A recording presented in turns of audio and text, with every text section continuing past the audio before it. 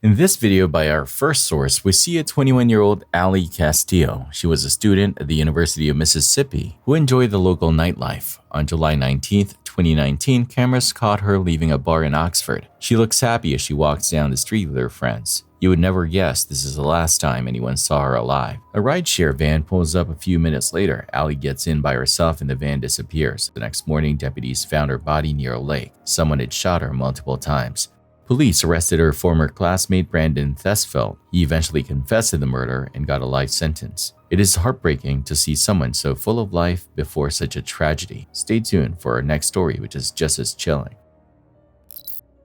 On October 18, 2025, a UFC match in Vancouver between Brendan Allen and Nasruddin Imavov went viral for a reason that had nothing to do with fighting. During Brendan's walkout, a fan flashed his phone screen toward the camera for just a split second. A few eagle-eyed viewers noticed a very disturbing image on that screen. It looked like a lifeless body lying on a cold floor. The creepiness level jumped even higher when the camera panned to the person holding the phone. He wore a luchador wrestling mask, tied his face, and stared directly into the lens with a terrifying, almost psychotic smile. You have to wonder what that picture really was and why he wanted millions of people to see it. I honestly feel a chill just looking at that mask. It makes you realize how many strange people are hiding in plain sight at these massive events. Reverse image searches come up empty, and nobody has linked the photo to a movie or a TV show. This suggests the man in the mask likely took the photo himself. The person in the image appeared to have heavy bruises, black eyes, and a bloody mouth. Even if they were still breathing, they looked like they were in serious danger, perhaps after being kidnapped. It sounds like a movie plot, but it is a real possibility. History is full of killers who crave attention and leave clues just to become famous. Maybe this person thought a live TV broadcast was the best way to get that dark fame. Some people think it might be a ransom situation where the kidnapper wanted to prove the victim was alive without the police tracing a direct message. On the other hand, some Reddit users argue it was just a prank. They think it looks like a college-aged guy passed down on a bathroom floor with makeup on his face. Others say it could be a hoax since it happened close to Halloween. Some even claim that if you brighten the image, it just looks like a man sunbathing by a pool. However, why would anyone go through the effort of showing an innocent photo in such an unsettling way? Since we don't know who the masked man is, we may never get the truth. 39-year-old Urena Garcia was sitting at a stop sign, her mother and her aunt beside her, heading home after what had been an ordinary happy day. None of them knew that this quiet pause at an intersection would be the final moment they would ever share together. What happened next unfolded in seconds, but the aftermath would haunt everyone who witnessed it. Viewer discretion is advised.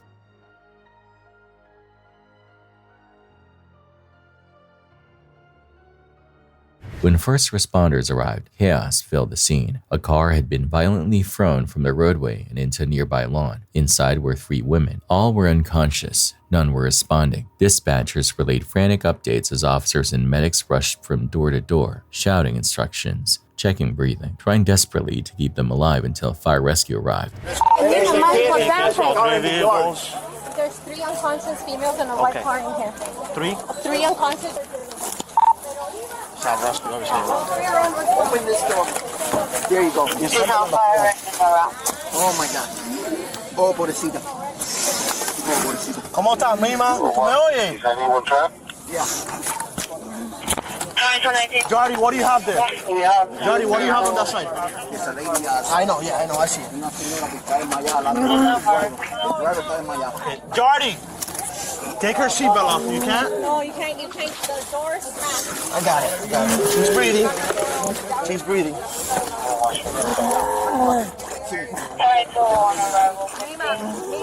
One of the passengers not alert, not conscious, and not breathing. Driver is not alert, not conscious, but she's breathing. Passenger in the back, not alert, not conscious, and breathing. One by one, responders confirmed the worst. The driver was unconscious but breathing. A passenger in the back seat was breathing but unresponsive. The front seat passenger wasn't breathing at all. Vomit coated the interior of the vehicle. Hyperventilation, seizures, silence. The air was thick with panic. She's breathing, Jody. She's breathing.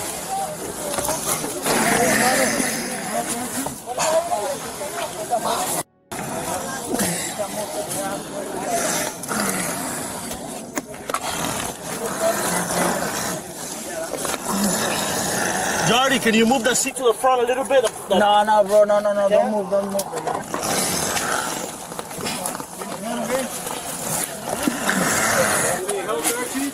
No, we can move them, man. They're moving, right?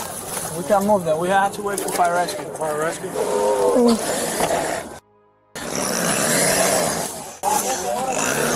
Yeah, this one's breathing, Dottie. Yeah, she's breathing. She's hyperventilating. Can you get her out? I can't. She's trapped within The the seat. driver vomited. I cannot take her out. The driver vomited. When I got here, she was seizing. We can't do nothing about it. The only thing we can do about We got 3 people here unconscious. Unconscious. one in the back breathing, one passenger in the front not breathing, driver's breathing. How she's doing? Keep talking to her. She's there. She's sleeping. We got Agnew breathing on the other side. We got Agnew breathing 45 minutes. I live down the street here. We're gonna have to put a 4-way stop on this corner because I've seen so many bad things happen. ¿Cuántas personas venían en este carro? Despite their efforts, 2 of the women were already gone. Urena Garcia and her 71-year-old aunt, Gloria Hernandez, died at the scene. They had taken the brunt of the impact when the vehicle was struck with devastating force.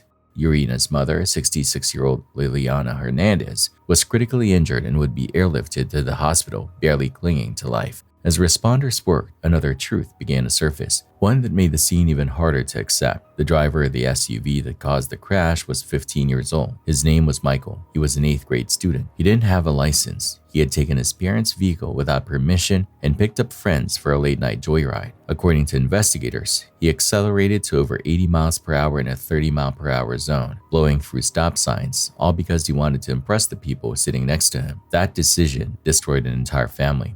Doing that, okay? When I got to her, the driver was seizing and she was vomiting. Did anybody see the accident? I don't know if these people were outside.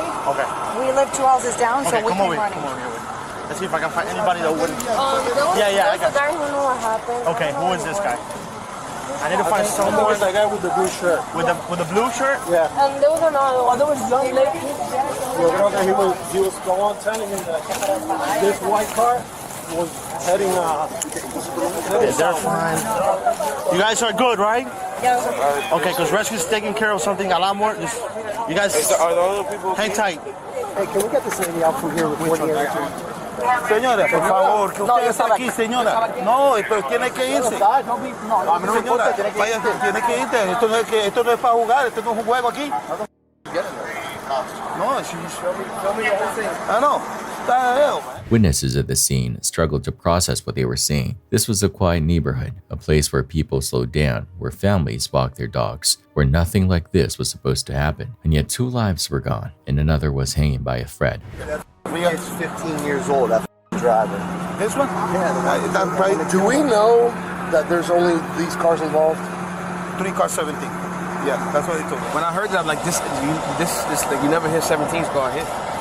Yeah, I know. I heard rare. 3 car fatalities, and I'm like, that's This a is weird very, spot. very, very quiet. This area, this little area right here is very quiet, man. Although it makes sense to be one of these little neighborhood intersections. You know? This is more like a chill, like, And it sucks because I heard a 15-year-old kid, and I'm thinking, oh, way to go, dickhead. But I guess actually, I mean, he might have been speeding, but it was actually the other car that probably ran a stop sign. Or, violated it. That sucks, man. You got 2 dead family members just sitting in the car.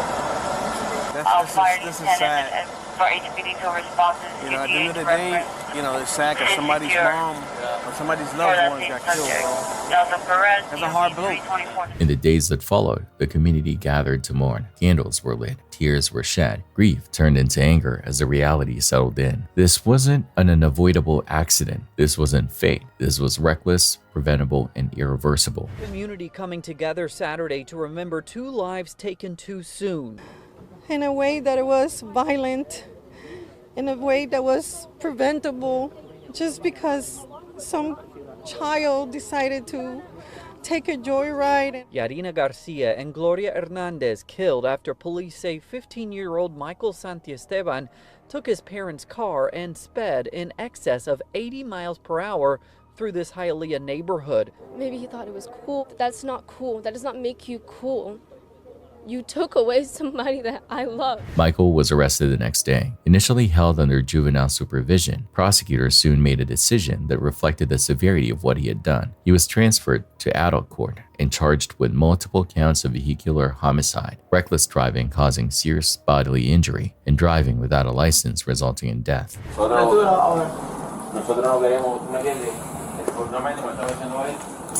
English, Spanish? Both. Both? English is better. All right, you have anything on you that I should be concerned about? No. I'm gonna just be the one transporting you, all right?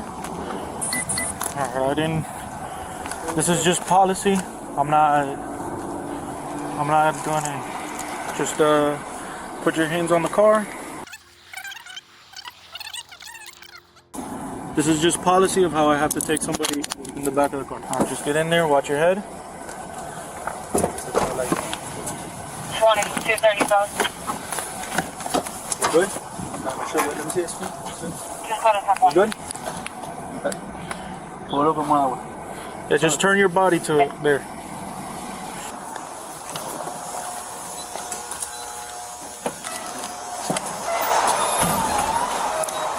State has filed an information in adult court charging you with 6 counts: vehicular homicide, a second-degree felony, 2 counts of vehicular homicide, 1 count of reckless driving causing serious bodily injury, driving while license is suspended causing... In court, the pain was unbearable. Family members spoke about Urena, who had just become an accountant, described as the light of the family, Gloria, a kind woman who never hurt anyone, and Liliana, still fighting for her life in a hospital bed. 5 months later, Liliana Hernandez passed away from her injuries. The crash that night didn't take 2 lives, it took 3. Michael later pleaded guilty to all charges. The judge denied leniency, ruling that his actions were too extreme, too dangerous, and too devastating to be excused by his age. He was sentenced to 15 years in prison, followed by 15 years of probation. He will be banned from driving for 15 years after his release, with any violation carrying the risk of decades more behind bars. In court, Michael apologized. Very hard to talk, and so I've written this out. Asked my attorney to please read it. I want to say I'm really, really sorry. His family described him as a child, a boy who made a terrible mistake. But the state made one thing clear: 3 people never made it home, and no sentence can ever undo that.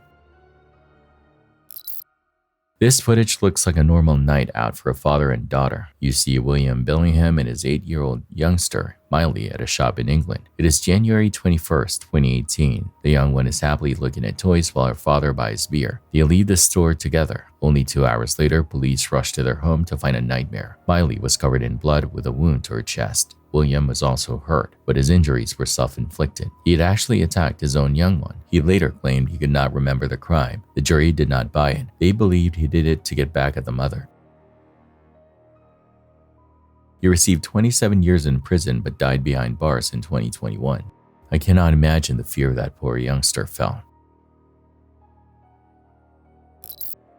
Rosangela Almeida was a 37-year-old Brazilian woman who suddenly collapsed and was rushed to the hospital. Doctors said she had 2 cardiac arrests and she tragically passed away on January 28th. Her family buried her in a wooden casket inside a solid concrete tomb. Losing her so young was a massive blow to her mother and the rest of their family. However, their grief was about to turn into a living nightmare. Just 1 day after the burial, neighbors living near the cemetery started hearing muffled noises coming from the graves. They heard someone banging their hands against something hard and even heard faint, desperate screams. At first, the neighbors ignored it. They assumed it was just youngsters playing pranks, which apparently happened a lot in that area. But the sounds didn't stop for several days. It took 11 days for someone to realize the noises were coming directly from Rosangela's grave. Her family rushed to the cemetery and smashed open the concrete tomb, hoping for a miracle. People recorded the event on their phones as they pulled the coffin out. When they opened it, Rosangela showed no signs of life, but witnesses said her body was still warm to the touch. This suggested she might have been alive until very recently. It breaks my heart to think about her waking up in total darkness and realizing where she was.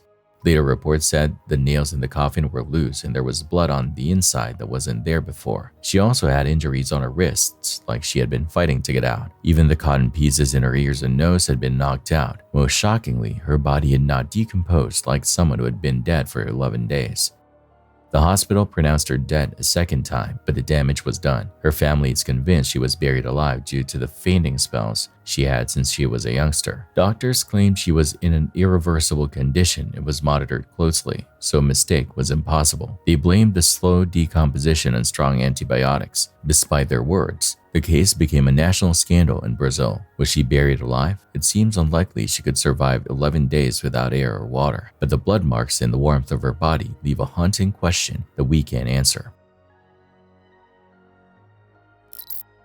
The specific case unfolded at Bondi Beach in the year 2025. Bondi is one of the most famous coastal spots in Sydney. It is known worldwide for its beautiful sunlit mornings and busy walkways. Millions of tourists visit every single year to mix with the local residents. The area is also home to a very large Jewish community. They often gather there for cultural and religious events. On this specific Sunday night, about 1,000 people from that community came together in a small park right behind the sand. The gathering was very public and peaceful. Elderly residents sat together on benches while youngsters played nearby. Nobody had any idea that the evening was about to take such a devastating turn.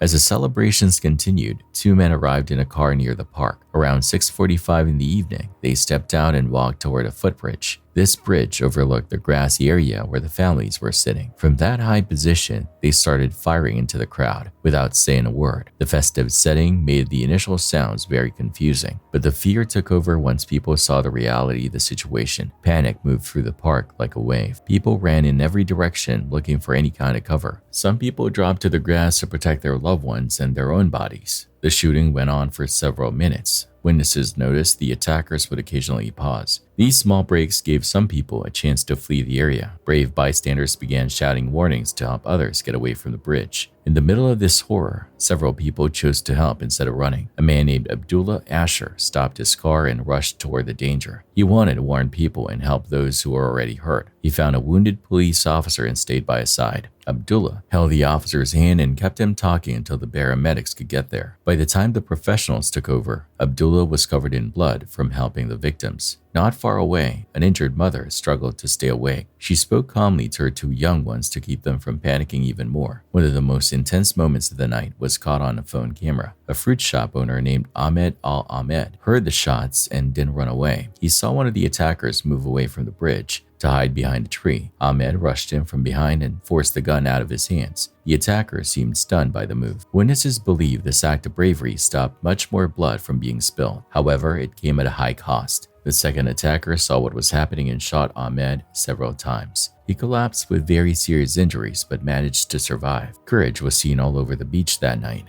A lifeguard saw someone panicking in the water and struggling to reach the shore. Even with a gunfire happening, the lifeguard ran in and pulled that person to safety. In another spot, a woman used her body to shield a small girl who had been separated from her parents. She protected a youngster she didn't even know. Police arrived within minutes. Armed officers moved in from different sides and surrounded the footbridge. A very short but intense fight followed about 15 minutes after the first shots. The police stopped both attackers. One was killed on the spot and the other was wounded and arrested. The scene remained chaotic for hours as people crawled out of hiding in total shock. Ambulance filled the streets as officers tried to secure the area. Investigators eventually found an explosive device inside the car used by the attackers. Bomb specialists had to remove it carefully. At first, they thought there might be more people involved. By the next day, they confirmed that two men worked alone. The attackers were identified as 50-year-old Sagid Akram and his 24-year-old son, Navid. They lived in the western suburbs and kept a very low profile. Sagid owned his guns legally. His son had been looked at by security services years before because of his associations. No immediate threat was found back then. Now investigators believe this was a planned attack motivated by hatred. They targeted a Jewish holiday on purpose. Authorities officially called it a terrorist attack. They also found out the pair had traveled to the Philippines weeks earlier. They stayed in Davao City and rarely left their hotel room. They paid for everything in cash. Just 2 weeks after they got back, the Bondi attack happened. The human cost of this night was massive. 15 people died. They ranged in age from 10 years old to 87. 49 others were hurt, including the officers who responded. The entire community went into deep mourning. Vigils were held along the sand and blood centers were packed with volunteers. Ahmed Al-Ahmed survived his surgery and is now seen as a national hero. What happened at Bondi Beach broke the sense of safety for everyone in the area. It is now remembered as one of the darkest times in Australian history. It is a story of great loss, but also of the incredible courage shown by regular people. Done. Yeah. I am done, brother. I'm done. Come on. In this video, a man named Kane Walker breaks down in tears. He says he cannot handle his life on the streets anymore. This was recorded in Birmingham, England, just months before his death. Have a cup of tea, yeah. Come over here. Sit down, Kane. Come on. I'm done now. No point for that. I'm not gonna be here. Okay. I'm not living like this no more. Yeah. This ain't my life. Hey. I'm done, Colin. Okay, I know. I'm done. Yeah. Well, I'm done. You've never seen me like this before. I'm done. Yeah. I am done, brother. I'm done. Come on. Kane had lost his parents and grandmother before becoming homeless. He often turned down help from others. Eventually, the freezing weather caught up to him. When temperatures hit 2 degrees below zero, Kane went into cardiac arrest. Paramedics tried to save him, but he died right there on the pavement. He was only 31 years old. It is a somber reminder of how difficult life can be for those with nowhere to go. As some of you may know, I'm a huge WWE fan. In June 2007, WWE superstar Chris Benoit was supposed to appear at a show in Texas. He called his bosses and said his wife and young one were sick with food poisoning and he couldn't make it. When he stopped answering his phone the next day, the WWE asked the police to do a welfare check. Officers went to his Georgia home and found the garage door wide open. The house was silent. Inside, they found a scene of absolute horror. Chris, his wife Nancy, and their young one were all dead. Investigators quickly realized that Chris was the one responsible for taking their lives before taking his own. As the police started looking for a motive, they received a tip that changed everything. A Wikipedia representative told them that someone had edited Chris Benoit's page to mention his wife's death 14 hours before the police even found the bodies. The edit said he missed his match due to personal issues stemming from the death of his wife. This is terrifying because the news hadn't broken yet. At first, they thought Chris might have made the edit, but the autopsy showed he was already dead by then. This led to theories about a second person or an accomplice being involved. I can't imagine the terror that family felt in their final moments. Chris had sent some cryptic texts to friends about his address and the dogs being in the pool area, but those didn't explain the Wikipedia mystery. Later, doctors found that Chris had severe CTE. His brain looked like that of an 85-year-old with dementia. He likely had a total mental breakdown, but the Wikipedia edit was still unexplained. Police eventually traced the IP address to Stamford, Connecticut, which is where the WWE headquarters are located. This started rumors that management knew what happened before the police did. Eventually, they found a 19-year-old student named Matthew Greenberg who admitted to making the edit. He claimed he was just an internet troll who guessed the truth based on rumors he saw in wrestling forums. While it seemed like a huge coincidence, he had a history of making fake edits. Weekend, the wrestler Benoit, there was rumors going on because he missed the pay-per-view and his scheduled dates, which he never does. And I was reading rumors and speculation online. Where online? On forums. I forgot the exact sites. But I was okay, hold on. On forums? Yeah. Okay. In any chat rooms? No, not chat rooms. I was just reading about it, and some rumors came up, and I just. Yeah, what were the rumors? That his family was sick, or someone maybe died, like his wife perhaps, because he missed the pay-per-view. A second similar edit was also traced to Sydney, Australia. Amber Sullivan was a 26-year-old pediatric nurse who worked at a children's hospital. She was known for being very consistent with her fitness routine. On Thursday, October 12th, she finished a very long shift and went to the gym later than she normally did. She was only there late because she had covered a shift for a friend. At 9:07 p.m., security cameras caught her walking across the parking lot. She was wearing a gray jacket and had her gym bag over her shoulder. She had no idea that someone was watching her from the dark shadows near the fence. Her gym bag was filled with very normal things. It had her scrubs for the next day, a water bottle, and a protein shake she never got to drink. Nothing about the night felt like it was dangerous. She even sent a text to her roommate saying she would be home by 10. She asked if the house needed anything from the store. Her roommate would later read that message over and over again. Inside the gym, Amber stayed focused on her workout with her earbuds in. She moved from the treadmill to the weights. Other people at the gym saw her, but nobody spoke to her. At 9:04 p.m., she swiped her card to leave. Cameras showed her walking to her car and putting her bag on the seat. Then she paused to look at her phone. Instead of getting in and driving away, she walked toward an alley behind the building. She didn't look like she was scared or running. At 9:08, she walked out of the camera's view. That alley didn't have any cameras that worked. By 10:45, her roommate Kelly started to get worried. Every call she made went straight to voicemail. At 11:15, Kelly drove to the gym herself. She found Amber's car still sitting there. It was locked and the gym bag was sitting right on the seat.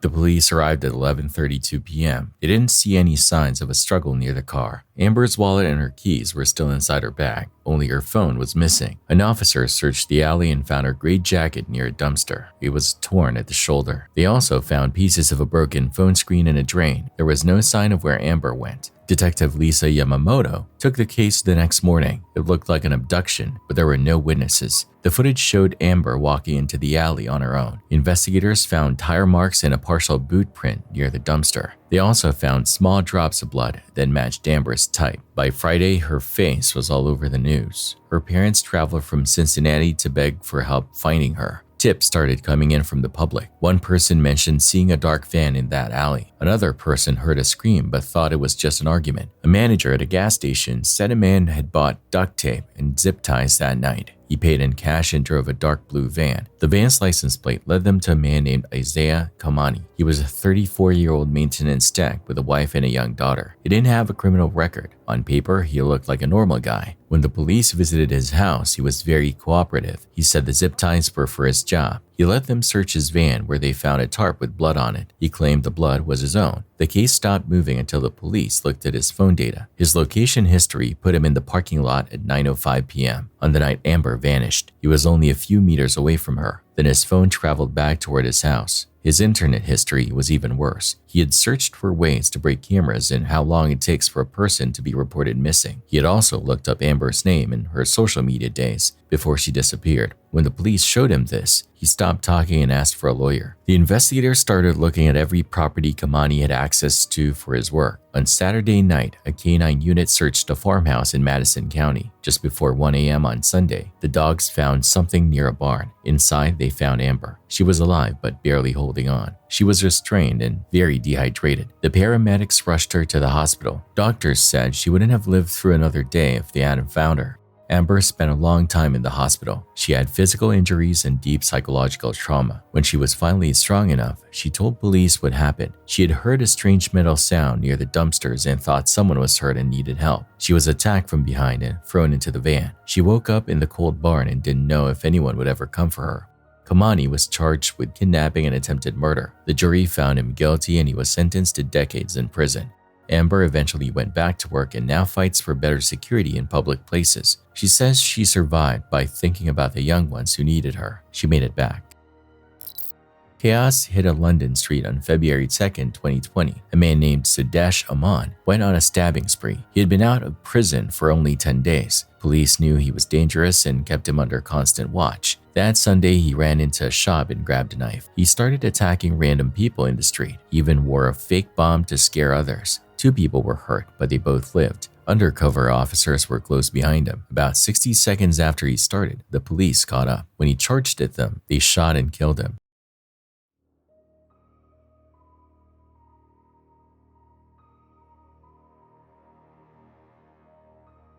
This situation could have been much worse if not for those officers. Cameron Robbins was an 18-year-old high school graduate from Louisiana celebrating his big day on a cruise in the Bahamas. On the night of May 24, 2023, he was on a ship called Blackbeard's Revenge with hundreds of other graduates. Since the drinking age there is 18, everyone was partying hard. Reports say someone dared Cameron to jump off the ship into the dark, pitch-black water. Likely because he was intoxicated, he took the dare and jumped overboard. A friend caught the moment on video. This kid jumped off! Oh my God! Oh, bye-bye! Oh, grab the buoy! Hey, the buoy! That was the last time anyone saw him. The crew tried to find him, and the Coast Guard searched over 300 square miles, but he was never found. What makes this truly haunting is a theory that a shark attacked him almost immediately. In the grainy video, you can see what looks like a large shape swimming toward him right after he hits the water. Cameron then starts swimming in the opposite direction, totally ignoring the life ring that was thrown to him. It looks like he was trying to escape something in the water. I find it so hard to watch that footage, knowing how quickly a celebration turned into a tragedy. The Bahamas has a lot of sharks, and these cruise ships often dump food waste, which attracts predators. Sharks also hunt more actively at night. However, the evidence isn't perfect. The video is very blurry, and that shark could just be a wave reflecting the ship's lights. Cameron might have been so disoriented from the alcohol and the jump that he didn't even see the life preserver. Experts also point out that the shark population around that specific island is actually very low. A more likely, though still tragic, explanation is that he simply got exhausted. Even in warm water, the physical shock of the jump and the panic of being in the dark ocean can lead to hypothermia and drowning very fast. Strong currents can pull a person away from a ship in seconds. Whether it was a shark or the ocean itself, Cameron's story is a dark warning about how dangerous the sea is at night. Keep watching, because this gets even stranger. Watch the young woman walking down the hallway of this research building at Yale University. She looks very calm as she swipes her ID card to go toward the basement labs. This is 24-year-old Annie Lay. She is a graduate student studying pharmacology. She's a small person, but everyone respects her work. Her professors say she is very focused, and her friends describe her as warm and generous. On this quiet morning, she has no clue that these camera images will be the last ones ever taken of her. It is September 8th, 2009, in New Haven. Annie's life is about to change in a big way. She's only a few days away from her wedding. All the plans are done and her dress is ready for the big day. Her family is already getting ready to travel and celebrate. The morning starts like any other day for her. She leaves her apartment and goes to work. She enters a research building that is supposed to be very secure. Every door needs an ID swipe and every move is recorded. Cameras show her getting into the elevator and going to the basement. No camera ever shows her walking back out of the building. As the day goes on, her friends start to get worried. Annie doesn't show up for her appointments. Her fiancé tries to call her, but she doesn't pick up. Her messages are left unread. This is not how she usually acts. By that night, Yale officials are told she is missing and a police report is filed. Everyone is asking how a person can just vanish inside a locked building. The investigators start by looking at all the security footage. They see her go to the basement but never see her leave. Her ID card also shows she swiped in but never swiped out. If she never left the building, then whatever happened must have happened inside.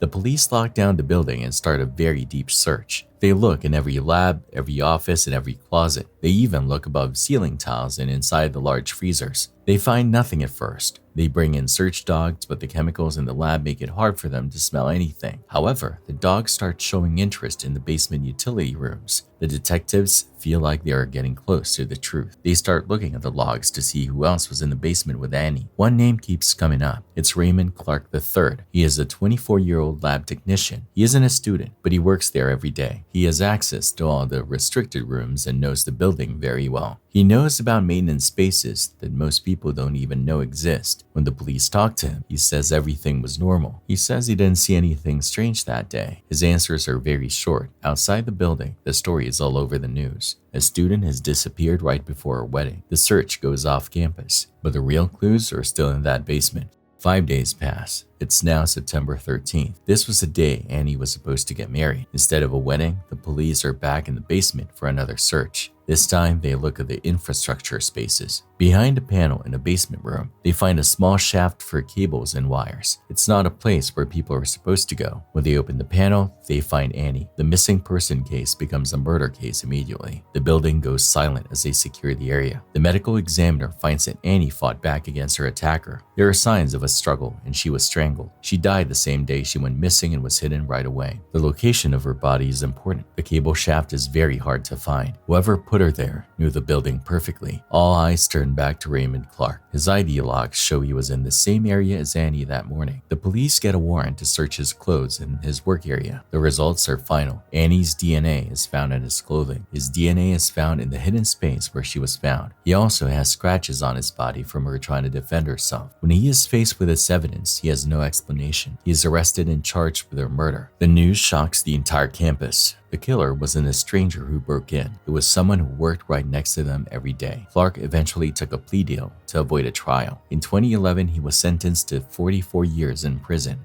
There was no big trial for the family to watch. For Annie's family, the prison sentence doesn't change the fact that they lost her. They came to town for a wedding but ended up at a memorial service. Annie is remembered for her kindness and her brilliant mind. Yale changed its security rules after this happened, but her story is a dark reminder. Even in a secure place, danger can be hiding in the walls. Annie walked into her lab with big plans for her future. She never walked out. In September 1944, the town of Mattoon, Illinois, was gripped by a mystery known as the Mad Gasser. A woman named Aline Kearney woke up to a sickeningly sweet smell in her bedroom. When she tried to get up, her legs gave out and she collapsed. She was paralyzed, her throat burned, and she struggled to breathe. Then she heard her young one crying because she couldn't move her limbs either. Aline's sister saw a tall, thin figure standing outside the window, wearing a gas mask and holding a strange tube. The figure vanished into the night before anyone could catch it. The local media called this attacker the Mad Gasser.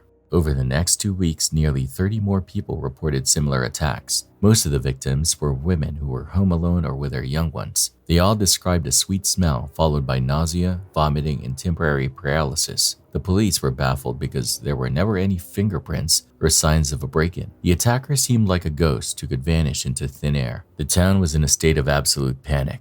People started patrolling the streets with guns and sleeping in shifts to protect their youngsters. It's terrifying to think about an invisible threat like that coming through your window. Some people believe the gasser was a real person using a chemical weapon. Doctors at the time were convinced the symptoms were too consistent to be fake. However, many experts now think this was a classic case of mass hysteria. The stress of World War II and the sensational newspaper stories might have made people hypersensitive. Every strange smell from a furnace or a cleaning product became a potential gas attack. Anxiety and fear can actually cause physical symptoms like difficulty breathing and nausea. Interestingly, as soon as the police publicly announced that the attacks weren't real, the report stopped immediately. We may never know if there was a real attacker at first who triggered a wave of panic, or if the entire thing was a trick of the mind.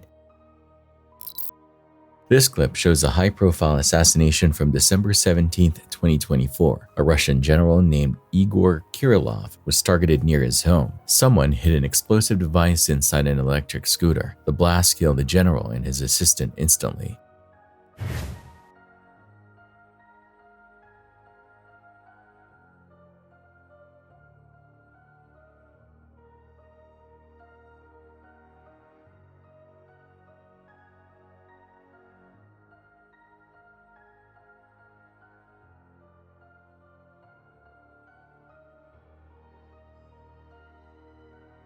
Ukrainian intelligence claimed they were behind the attack. They called the general a war criminal. Russian police eventually caught a 29-year-old man. He claimed he was hired to carry out the bombing for money and a new life in Europe. It's terrifying to see how easily a mundane object can be turned into a weapon.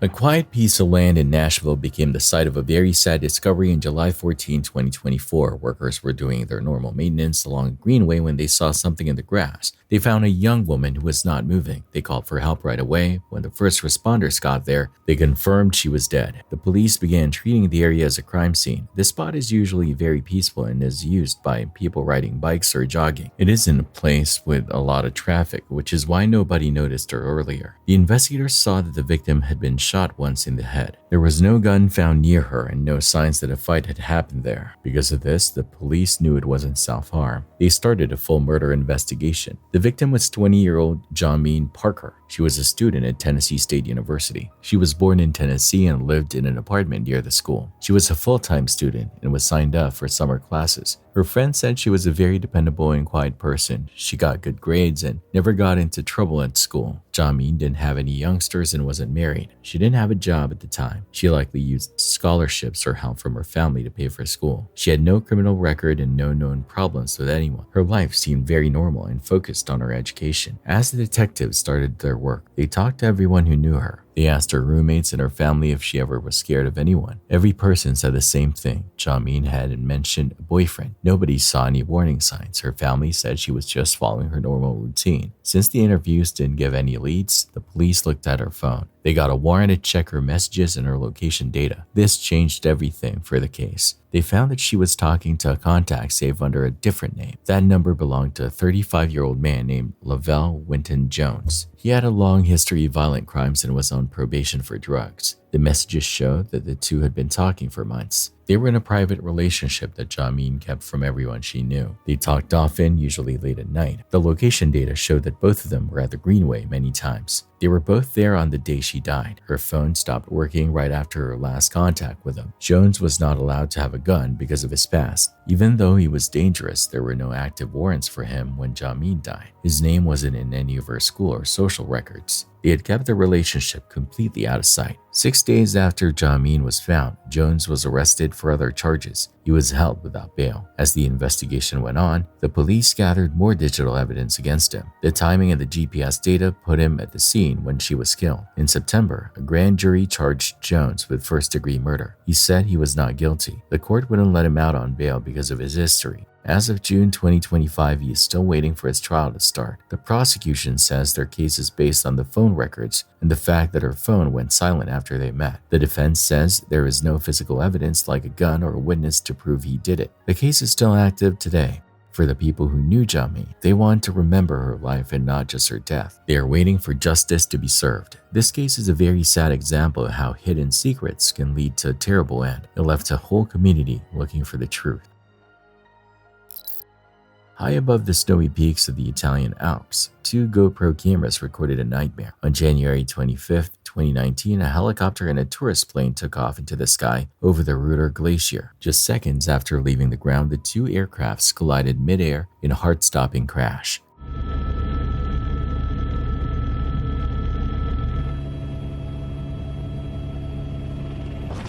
You can see the exact moment the metal twists and the world spins out of control. 7 people lost their lives in this tragic accident, roughly 50 miles from Turin. Seeing such a peaceful landscape turn into a graveyard in an instant is deeply unsettling. Investigators later pulled this footage from cameras found scattered among the wreckage on the ice. It makes you realize how quickly a beautiful vacation can turn into a final moment. Keep watching, because our next story involves a betrayal that no one saw coming. In November 2010, a very violent crime happened in a quiet neighborhood in Ontario. This was always a very calm area, but it suddenly became the center of a very disturbing case. A family was attacked inside their house. One young woman was the only witness left to tell the story. At first, what she said seemed very simple and sad, but the police soon realized that the truth was much darker. Just after 10 p.m., 24-year-old Jennifer Pan called the police. She said she heard strange voices downstairs. She said she heard her mother crying out in fear. Jennifer claimed she stayed in her room because she was too scared to move. She said she didn't do anything until she thought the intruders were gone. When the police talked to her, they asked her to describe her whole day. She said her mother told her about a sick relative that morning. She also mentioned that police were blocking their street earlier because of a gas leak. She said her mother went out, but Jennifer stayed home to work on her piano music. She said she spent the day practicing and using her computer. Her mother came home in the afternoon and her father got home later that night. They had dinner like a normal family. Jennifer said a friend came over to watch a movie. By 9 p.m., the friend left and Jennifer went to her room to talk on the phone. She said her mother came home from a dance class around 9:30. Then she heard her mother calling for her father. Jennifer turned down her TV and heard voices she didn't know. She stayed very still in her room. Eventually, she thought it was safe and looked out of her door. She claimed a man rushed her and tied her arms. She said he wanted money. She told the police she gave them the cash she had earned from waitressing. She said they dragged her downstairs and made her kneel. She claimed she saw them questioning her mother about a purse. Jennifer said she was eventually tied to a banister and waited for them to leave before she called 911. But the investigators noticed something strange right away. Jennifer's father survived the attack even though he was shot many times. He was able to get outside and call for help. When the police looked at the scene, Jennifer's story didn't add up. They wondered how she could call for help if her hands were tied behind her back. As they looked into her life, they found years of lies. Her parents thought she was a top student with a great future. They thought she had graduated from a good university. In reality, she had failed and was faking everything. She forged her report cards and documents. She even lied about her high school graduation. Her father wanted her to be a pharmacist, but she wanted to teach music. She was also dating a man her parents did not like. When her father found out about the lies, he took away her freedom. Her house felt like a prison to her. The police found out that Jennifer had contacted her boyfriend's friends to plan an attack on her parents. Phone records showed she was talking to them right before the crime happened. They looked at over 700,000 messages to figure out the plan. When her father woke up in the hospital, he told the police a chilling detail. He said he saw Jennifer talking to one of the attackers like they were friends. That changed the whole case. Under questioning, Jennifer's story fell apart. In March 2014, she was arrested. She went to trial with the people who helped her. The jury didn't believe her defense. She was found guilty of first-degree murder. She was sentenced to life in prison with no chance of parole for 25 years. It's terrifying to think that a daughter could do this to her own family. On November 22, 2025, what should have been a quiet, peaceful evening in the small town of Abilene, Texas, slowly turned into a living nightmare for a 22-year-old woman with disabilities.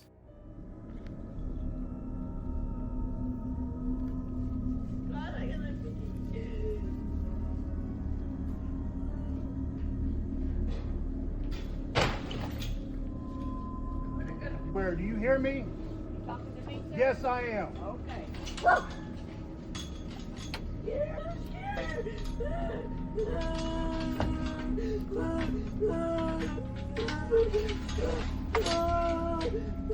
Can I put my dogs up?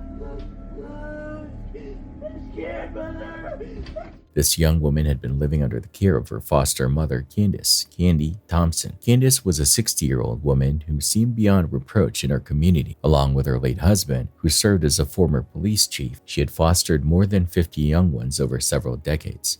Next door, a neighbor named Justin Anderson heard a strange noise through the walls. At first, it sounded like unexplained banging, but as he listened more closely, the sheer panic in the woman's voice became undeniable. I feel absolutely sick thinking about how long she might have been calling for help before someone finally heard her. It is terrifying to realize that danger can hide behind the face of a respected community leader. Yeah. You locked your kid in a dog kennel. Yes, because she's tearing up everything. You really think locking a kid in a special needs kid? A special needs kid. Locking her in a dog kennel? I'm gonna put this dog in there. No, do you understand how that is on a special needs kid? To where I get home and I hear somebody screaming like that? Yeah, look at your face. You hear that precious child? And I know you have more than just her that's special needs. And I can hear you calling them the R word. They are special needs. The investigation revealed that the woman was taken into the backyard and forced into a wired dog kennel. The cage was covered with heavy tarps and secured with a latch, leaving her trapped outside in 57-degree weather. She was wearing nothing but a t-shirt and jogging pants. As the cold air set in, her fear became impossible to hide. She began screaming and crying, repeatedly asking to be let out so she could use the bathroom. Justin called 911 immediately, and police arrived shortly after to find her shivering in the cage. And you're calling them and locking them in a freaking dog kennel. Are you serious? Do you not hear her? What are you scared of, Emily? She's locked into a kennel, bro. That's what she's scared of. That's wrapped up that you cannot see. That's what she's scared of. Somebody that is a mom that's supposed to protect their kid. Do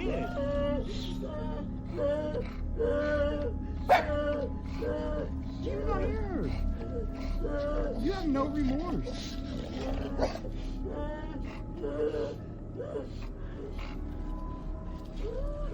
They're banging on your door.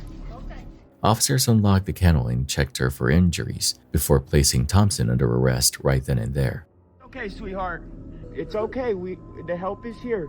If you look behind you, Emily, there's a police officer, okay? Tell him what you just told me, okay?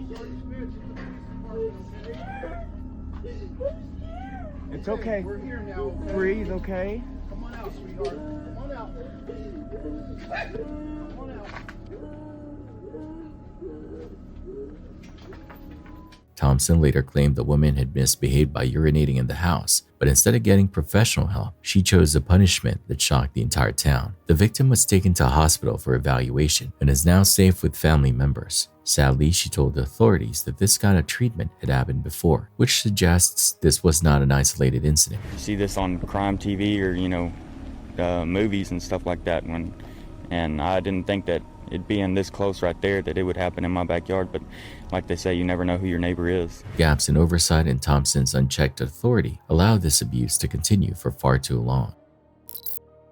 A security camera in Manhattan captured the final moments of Marissa Galloway on July 26, 2024. Marissa was a 45-year-old special education teacher and a devoted mother to 2 young ones. In this video, you see her simply parking her stroller into the back of her car. Standing nearby is her former mother-in-law, 65-year-old Kathleen Lee. Kathleen is holding a Target shopping bag over her hand to hide a weapon. This terrible event happened during a custody exchange for Marissa's 4-year-old youngster. Kathleen was a terminally ill former probation officer who reportedly planned this to help her son get custody of the youngster. She shot Marissa before taking her own life right there on the street. It's truly sickening that someone would commit such a violent act in front of a young one. Marissa's family is now trying to raise money to support her daughters and honor her memory.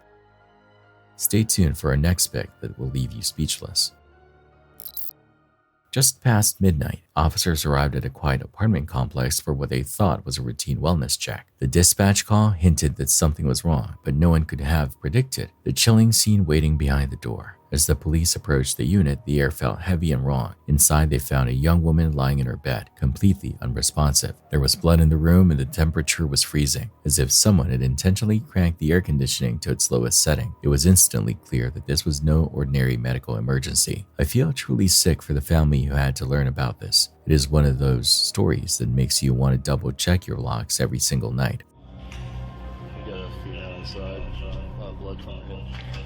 Somebody laid her down in the bed. The victim was 19-year-old Jasmine Chester, a resident of Columbus, Ohio. On a warm spring evening, she came home to her apartment in Wedgwood Drive with a friend. After about an hour, that friend walked out alone, and from that moment on, the world went silent for Jasmine. She was last seen in the early hours of May 19, 2022. The alarm bell started ringing almost immediately because Jasmine was a devoted mother. Earlier that day, she had dropped her youngster off with a babysitter in Cleveland, 2 hours away. She promised to be back the next day to pick him up, but she never arrived. The sitter looked after the youngster through the weekend until his father finally came to get him. To Jasmine's mother, this was a massive red flag. She told the police that missing a pickup was something her daughter would never do. Her mother repeatedly called the authorities and shared a terrifying detail. The last person seen with Jasmine was a former friend named Nichella Halton. A year before this, Halton had reportedly threatened to end Jasmine's life with a firearm. This dark history made everyone fear the worst. When officers finally checked the home on May 27th, they saw a hole in a bathroom window that looked like it came from a projectile. Inside, they found Jasmine motionless. They forced their way in, but the apartment was too quiet. Jasmine had a serious head injury and was pronounced dead at 12:10 a.m. What really bothered investigators was how clean the room was despite the violence.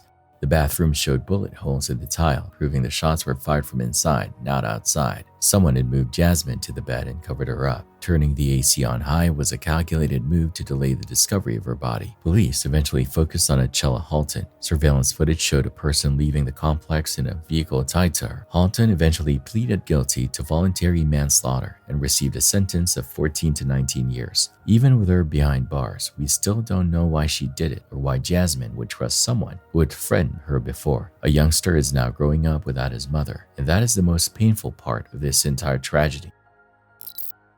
On October 7, 2025, a 35-year-old man named Zachary Graff was spending time in downtown Tampa's McDill Park. This area along the Riverwalk is usually a place where people walk their dogs and enjoy the evening air without any fear of violence. Earlier that same afternoon, Graff had just been released from jail after serving time for a DUI-related warrant. He had only been a free man for about 3 hours when his path crossed with the police again. God.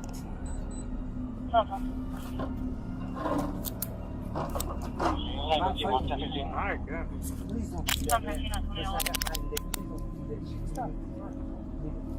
just got out of jail today.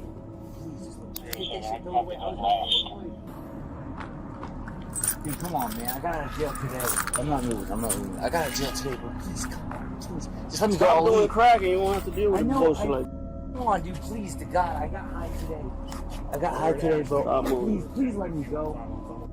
Please let me go. You don't understand what I've been going through. You're trying to kill me, bro. I'm for real. Please let me go. Please, to God. Please, fucking Jesus, let me go. I will pick that shit up and walk to Tampa. I have an arrest warrant, dude. In this video, you can see 4 Tampa police officers following up on a tip about a stolen backpack and a missing handgun. When they spotted Graff in the park and asked for his ID, a small bag of crack cocaine accidentally fell from his pocket. This changed the tone of the encounter instantly. Graff was placed under arrest and handcuffed behind his back. The officer searched him and took a small knife before sitting him on a park bench just a few feet from the busy traffic. Cross your feet. Yes, sir. Is there anything else illegal in here? No! Dude, please don't take me to jail. I just paid $3,000, dude. Where is it? That's all the money I Right. had. It's a good size one. Please just throw it away. Crack rock. Where'd you get it from? I bought it at the bar and I left. Which bar? Gen X. They sold it to you at Gen X? Are you serious? Yeah. Like the bartender did? Dude, I was going on a rant about police. Please don't take me to jail, dude. Please, if you can do anything, God, please, dude. Please, bro. Please, to God. Looks like you still need more help, man. I don't need more. I'll leave right now. I hate my life. Graff was clearly in distress, repeatedly telling the officers that he did not want to go back to jail. He even said, "Today could be the day I die," hinting that he might hurt himself. The officers tried to keep him calm while they finished their paperwork, but then without any warning, the situation turned fatal. I honestly cannot imagine the internal panic he was feeling in those final moments. Dude, whatever. If you do your job and you take me to jail, I'm going to. Dude, you're gonna go as a big No, I'm not, dude. I'm not. I'm not going anywhere, dude. I'm not. Holy shit. Okay, then I'm not gonna.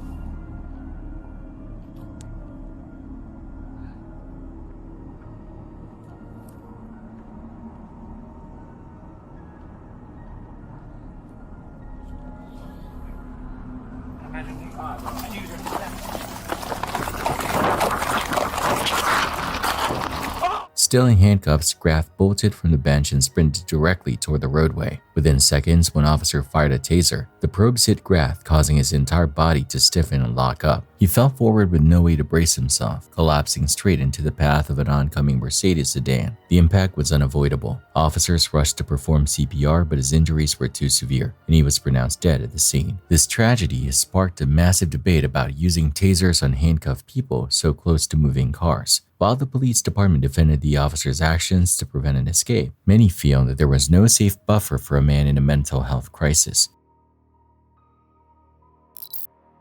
Liberty Squire, known to her loved ones as Libby, was born on New Year's Day in 1998. Growing up in West Wickham, she was the kind of person who always put the needs of others before her own. Her friends and family described her as a bright, warm, and incredibly thoughtful young woman. At the time of her disappearance, she was a philosophy student at the University of Hull. She was a hard worker who balanced her deep interest in ethics and justice with a vibrant social life. Her parents, lead son Russell, saw her as the heart of their home and a wonderful sister to her younger siblings. I can't help but think about how much potential she had. It's a tragedy to see a life dedicated to kindness taken away so cruelly. On January 31st, 2019, Libby went out for a night of dancing with her friends. CCTV shows her arriving at a nightclub around 11:20 p.m., but the staff turned her away because they thought she had enjoyed too much to drink. Her friends did the right thing and put her in a taxi to her student home. She was dropped off at 11:30 p.m., but for some haunting reason, she never stepped through her front door. 10 minutes later, she was spotted half a mile away. Witnesses saw a young woman crying in the snow. They offered to help her, but she turned them down. These are the last confirmed moments of Libby being alive. At 12:08 a.m., she got into a silver car driven by a 24-year-old man named Powell Relowicz. He drove her to a secluded area known as the Oak Road playing fields. Just minutes later, a resident heard frantic, high-pitched screams coming from that direction. Libby was never seen alive again. This triggered the largest missing person search in the history of the local police. Hundreds of volunteers and students searched every inch of the city. Her parents pleaded for her return on the news, holding on to a sliver of hope. Relowicz was arrested on February 6th, but initially only for unrelated crimes like voyeurism and burglary. She had a disturbing history of spying on women and stealing their personal items. On March 20th, a fisherman found Libby's body in the Humber estuary. The investigation intensified with forensic evidence and witness testimony. Relowicz was eventually charged with her assault and murder. During the trial, prosecutors argued he was a predator who went out that night specifically looking for a vulnerable person to attack. Even though he claimed he was just trying to help her, the jury didn't buy it. He was sentenced to life in prison. Justice was served, but it doesn't fill the hole left in the lives of her family and friends. On November 30th, 2025, a 19-year-old man named Gerson Deodato Machado walked into a zoo and botanical park in Brazil, turning a normal Sunday into a horrific tragedy. Gerson didn't go there to look at the animals like a typical guest. For nearly 10 years, he had been obsessed with lions. He was convinced that he could tame them and believed they were connected to him in a spiritual way.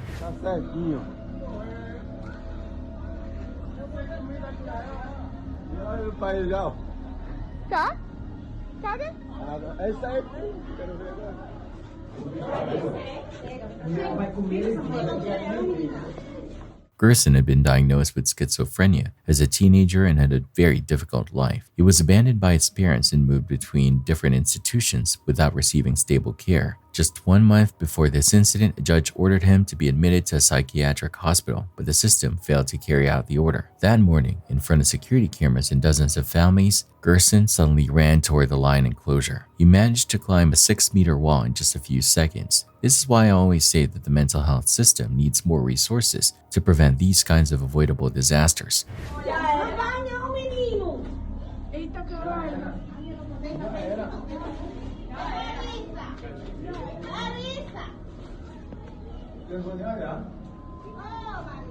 Esse cara vai aparecer nada, vai aparecer. Porra nenhuma, mano.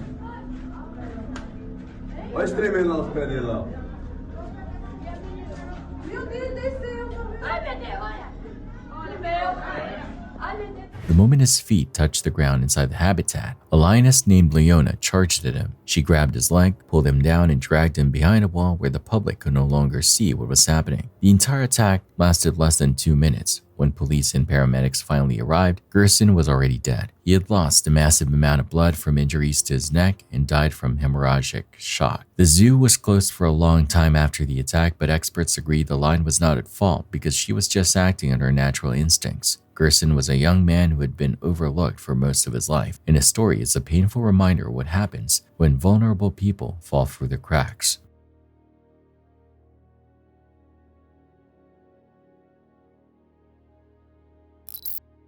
Just before 6 a.m. on February 23, 2025, a panic call reached emergency dispatchers in Burke County, Georgia. A young woman was gasping for air, desperately pleading for help because her partner had been shot.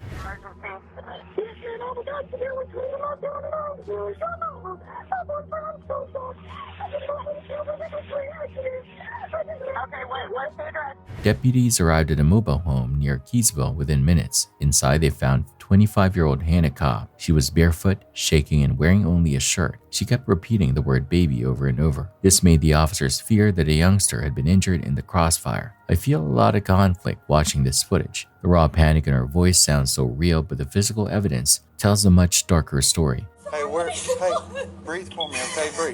Breathe. Look at me. Breathe. Yes, sir. Breathe. It's my baby. I shot him on accident. I didn't. As they moved into the bedroom, they found 30-year-old Telvin Osborne on the floor. He was bleeding heavily from a gunshot wound to his chest. While a deputy performed CPR, others guided Hannah outside to calm her down. She told the officers that Telvin was her boyfriend and the father of her youngsters. Thankfully, the youngsters were staying with her grandmother that night and weren't there to witness the horror. Hannah claimed it was all a terrible accident. She said they had been robbed in the past, so they kept guns ready and checked them every night. She insisted she was inspecting her Taurus G2C pistol when it suddenly went off. She blamed herself for having her finger on the trigger and forgetting the safety was off. With my mother, we went out tonight, and we got home recently, and we were just checking my gun for when we got in, and I pulled it back, and the safety wasn't on. I didn't. However, the scene didn't look right to the investigators. The bedroom was a mess with marks on the walls that suggested a violent struggle rather than a routine gun check. Hannah also had injuries on her hands that didn't fit her story. Despite the best efforts of the paramedics, Telvin passed away on the way to the hospital. 2 days later, Hannah was arrested for involuntary manslaughter. Authorities discovered that alcohol was involved and that the accident happened during a physical confrontation and a domestic argument. Investigators found ring camera footage of the couple fighting and text messages that proved they were in a serious conflict. Eventually, Hannah's story changed multiple times. She went from saying she was cleaning the gun to admitting they were arguing. Surprisingly, a grand jury declined to indict her, and she was released. The case remains a chilling example of how quickly a domestic dispute can turn into permanent loss when a firearm is involved. On February 4th, 2019, an ordinary evening for a family in Ecatepec, Mexico, turned into a terrifying struggle for survival. A father, a mother, and their two youngsters, a 15-year-old girl and a younger child, were sitting inside their red car. They were parked at a street corner and had no reason to think they were in danger. Suddenly, 4 armed men surrounded the vehicle and pointed guns at the windows.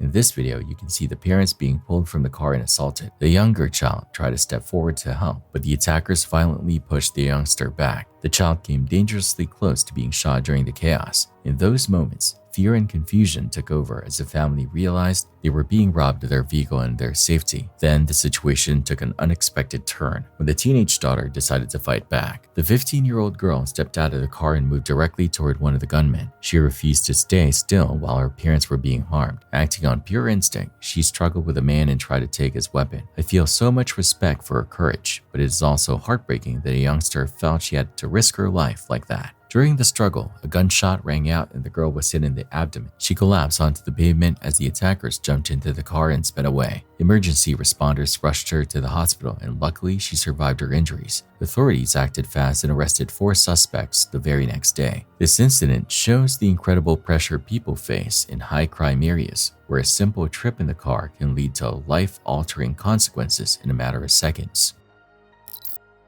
The Oklahoma Panhandle is a vast empty stretch of land where you can drive for miles without seeing another soul. On March 30th, 2024, that isolation became a deadly trap during a routine custody exchange. 27-year-old Veronica Butler left her home in Kansas, excited to see her 2 youngsters, ages 6 and 8. Because of a legal battle, she was only allowed to see them on Saturdays.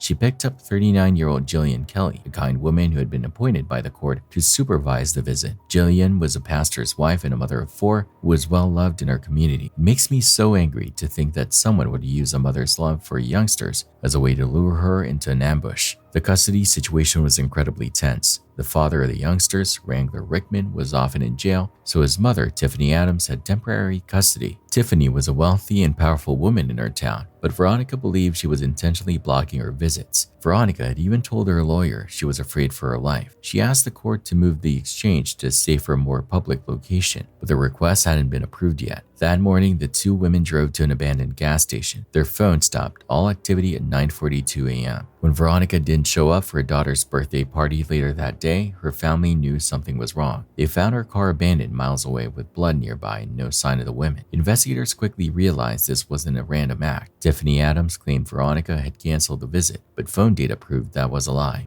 The case broke wide open when a 16-year-old girl told the police that her father and Tiffany Adams had planned the murders. They used burner phones and had been searching for stun devices and ways to kidnap someone for weeks. Tiffany and 3 others were arrested in a massive law enforcement operation. Tiffany eventually admitted she was responsible for the disappearance. This wasn't just a heat-of-the-moment argument. It was a cold, calculated plan to remove Veronica from her youngsters' lives forever. On April 14th, investigators searched a rural property and found the bodies of Veronica Butler and Jillian Kelly buried deep under fresh dirt and hay. It was a nightmare conclusion everyone feared. The first court hearing happened on the very same day Veronica was supposed to have her custody trial. This case left a community in shock and raised serious questions about whether the legal system failed to protect a mother who was crying out for help. But this isn't the only story of a routine trip turning into tragedy. I honestly don't know how families find the strength to go on after something like this.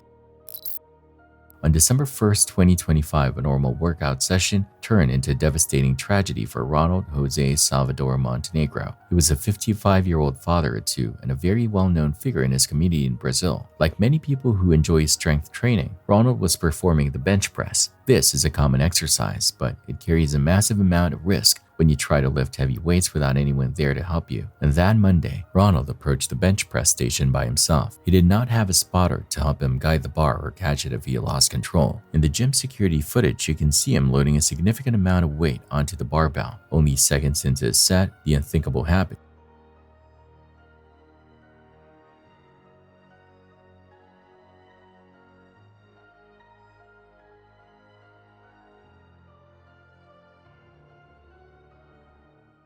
heavy bar slipped and dropped straight onto his chest with full force. The impact caused immediate trauma to his heart, possibly triggering a rare condition where a blow to the chest caused the heart to stop. Despite the rain, Ronald managed to push the bar off himself and stand up. It took a few unsteady steps as if he was trying to reach someone for help, but then he collapsed to the floor. Other gym members rushed over to give him first aid while they waited for the ambulance.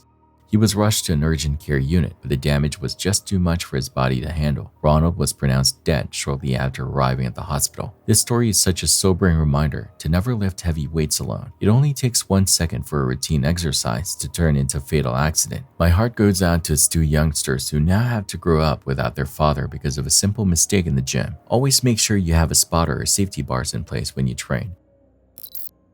On May 13, 2006, 34-year-old David Sharp made the fateful decision to climb Mount Everest. It was not the climb itself that was outrageous, but his risky approach. Sharp refused to carry a radio, bring backup oxygen, or climb with a partner. He even refused to leave instructions on when to expect him back. He truly believed that using safety gear was a form of cheating. I feel so uneasy knowing he went up there with absolutely no safety net. It makes me wonder if he realized how final that decision would be. Paul Tashi is probably the strongest Sherpa on the mountain at the moment, and he is with another Sherpa from the Turkish team. By May 14th, Sharp was found huddled in Green Boots Cave, a small overhang named after another climber who had his life taken there years prior. Multiple teams passed him, including a double amputee named Mark English. Some tried to help, but Sharp was too weak to move. He could only mutter his name and his expedition group before falling silent. The worst thing I've seen in my life. I became transfixed. Then there was movement. It took 2 Sherpas 25 minutes just to move him 4 steps, and they eventually realized the rescue was impossible. Sharp's life was taken by the mountain on May 15th. Keep watching because this gets even stranger. Let's look back at the case of 18-year-old Kelsey Mary Smith. In June 2007, she walked into Target in Kansas to buy a small gift for her boyfriend. She was a recent high school graduate with her whole summer ahead of her. She expected to be home in 15 minutes. Security cameras showed her moving through the aisles. But they also showed 26-year-old Edwin Hall following her every move. He looked like an ordinary married man, but he was hunting her.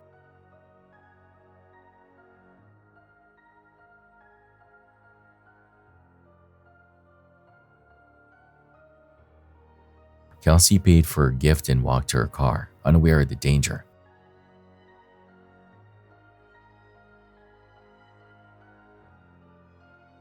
Her father, Greg Smith, was an off-duty police officer. When she didn't answer her phone or come home for her anniversary dinner, he knew something was wrong. The family found her car across the street from the Target, locked and abandoned. Her purse and the gift were still inside, but Kelsey was gone. The surveillance footage showed a man forcing her into her vehicle and driving away. Forensic teams found Edwin's fingerprint on a seatbelt, and he eventually confessed. He had kidnapped her, taken her to a wooded area, and strangled her. Her body was found 4 days later. Edwin Hall was sentenced to life in prison. In response to this horror, Kelsey's parents worked to pass Kelsey's Law, which helps police track cell phone data faster in missing person cases. It's a sobering reminder that danger can hide in the most ordinary places. Even a grocery store on a Saturday night, someone's life can change forever in just a few minutes. 24-year-old Alicia Kemp was supposed to be living her dream life. She had left her job in England to teach English in Vietnam and was currently backpacking through the beautiful landscapes of Australia with her boyfriend. However, on May 31st, 2025, she spent her afternoon drinking heavily with friends in Perth. They visited several bars, and by the evening, they were so intoxicated that a bouncer refused them entry. Kemp didn't seem to care and rented an electric scooter at 8:30 p.m., jumping on to drive while her friend rode as a passenger. Witnesses watched in horror as they sped down Murray Street. They were weaving in and out of people on the sidewalk at dangerous speed. What no one knew at the time was that Kemp's blood alcohol level was more than 3 times the legal limit.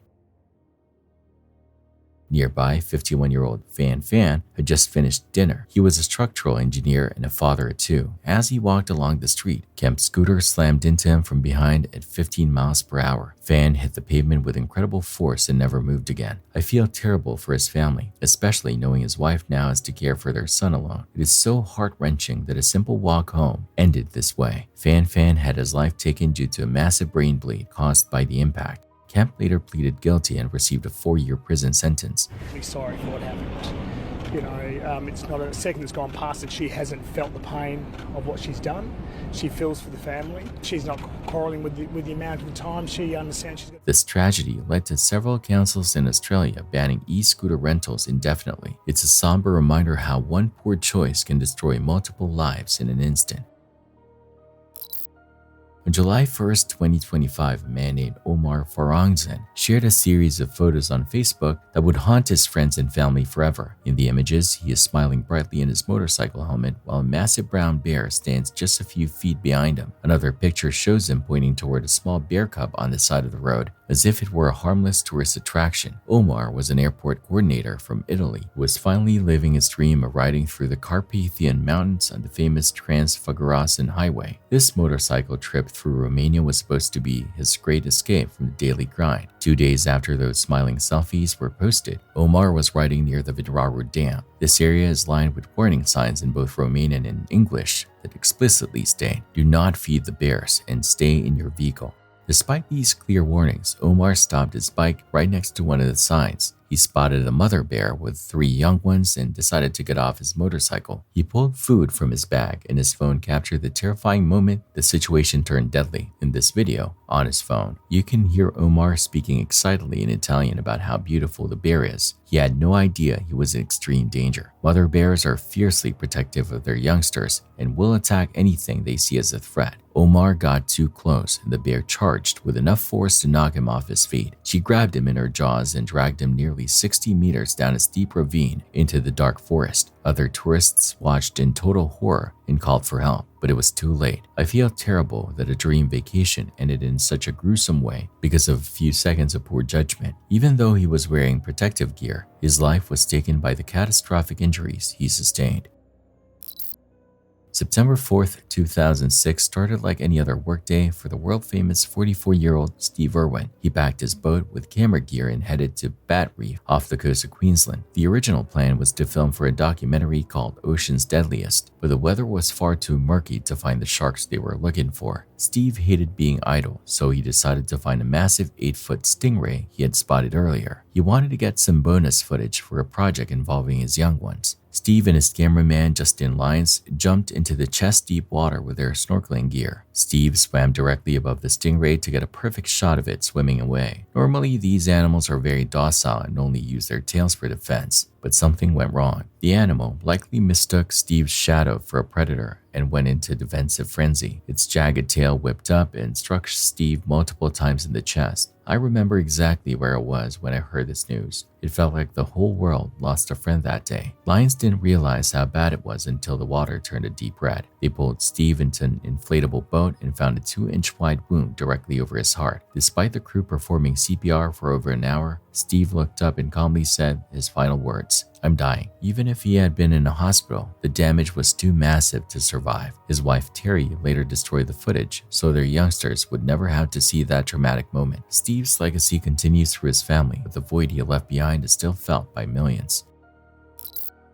One of the most terrifying things about the road is how normal everything feels, right up until it doesn't. This case started with what sounded like mindless vandalism, teenagers throwing rocks at passing vehicles because they were bored and wanted something that felt fun for a few minutes. But by the time officers pieced the night together, it was clear this wasn't a prank, it was an attack. One of the first victims that night was a driver named Eleanor. Her vehicle was struck by a rock that missed her head by inches. She survived, shaken but alive. One of several people who would call 911 with the same story, glass exploding inward, a sudden impact, and the terrifying realization that something heavy had just been launched at them on purpose. But another young woman didn't get that luck. Her name was Alexa Bartel. She was 20 years old and driving home after a good day on a stretch of road that was quiet and nearly empty. She was doing what millions of people do without thinking, finishing a drive, heading back to normal life. And then in a matter of seconds, her normal night turned into something violent and final. Investigators would later learn that a pickup truck came speeding toward Alexa's vehicle at close to 80 miles per hour. From inside that truck, someone hurled a large rock toward the driver's side. It slammed into the area where her head was. then smashed through her car with enough force to blow out the rear windshield of her Chevrolet Spark. The impact sent Alexa's vehicle veering off the roadway and into a field, where it finally stopped after striking a fence. What makes this even harder to hear is that Alexa wasn't truly alone in those last moments. Her girlfriend was on the phone with her when it happened. They were talking like any couple would, right up until the instant the line went silent. At first, her girlfriend thought the phone had died, but when she tried calling back, the phone kept ringing with no answer. That's when panic took over. She tracked Alexa's location using Find My iPhone and immediately called Alexa's mother and emergency services, rushing toward the pinned location because something felt wrong in a way that couldn't be ignored. When responders arrived, the scene didn't look like a normal crash. Officers kept family from approaching the vehicle, not out of cruelty, but because what was inside was unbearable. Blood was splattered across the interior. Alexa's body was slumped over, her face hidden by her hair. The damage and the debris told a story that didn't match a simple loss of control. The more officers examined the car, the clearer it became that something had entered the vehicle with catastrophic force.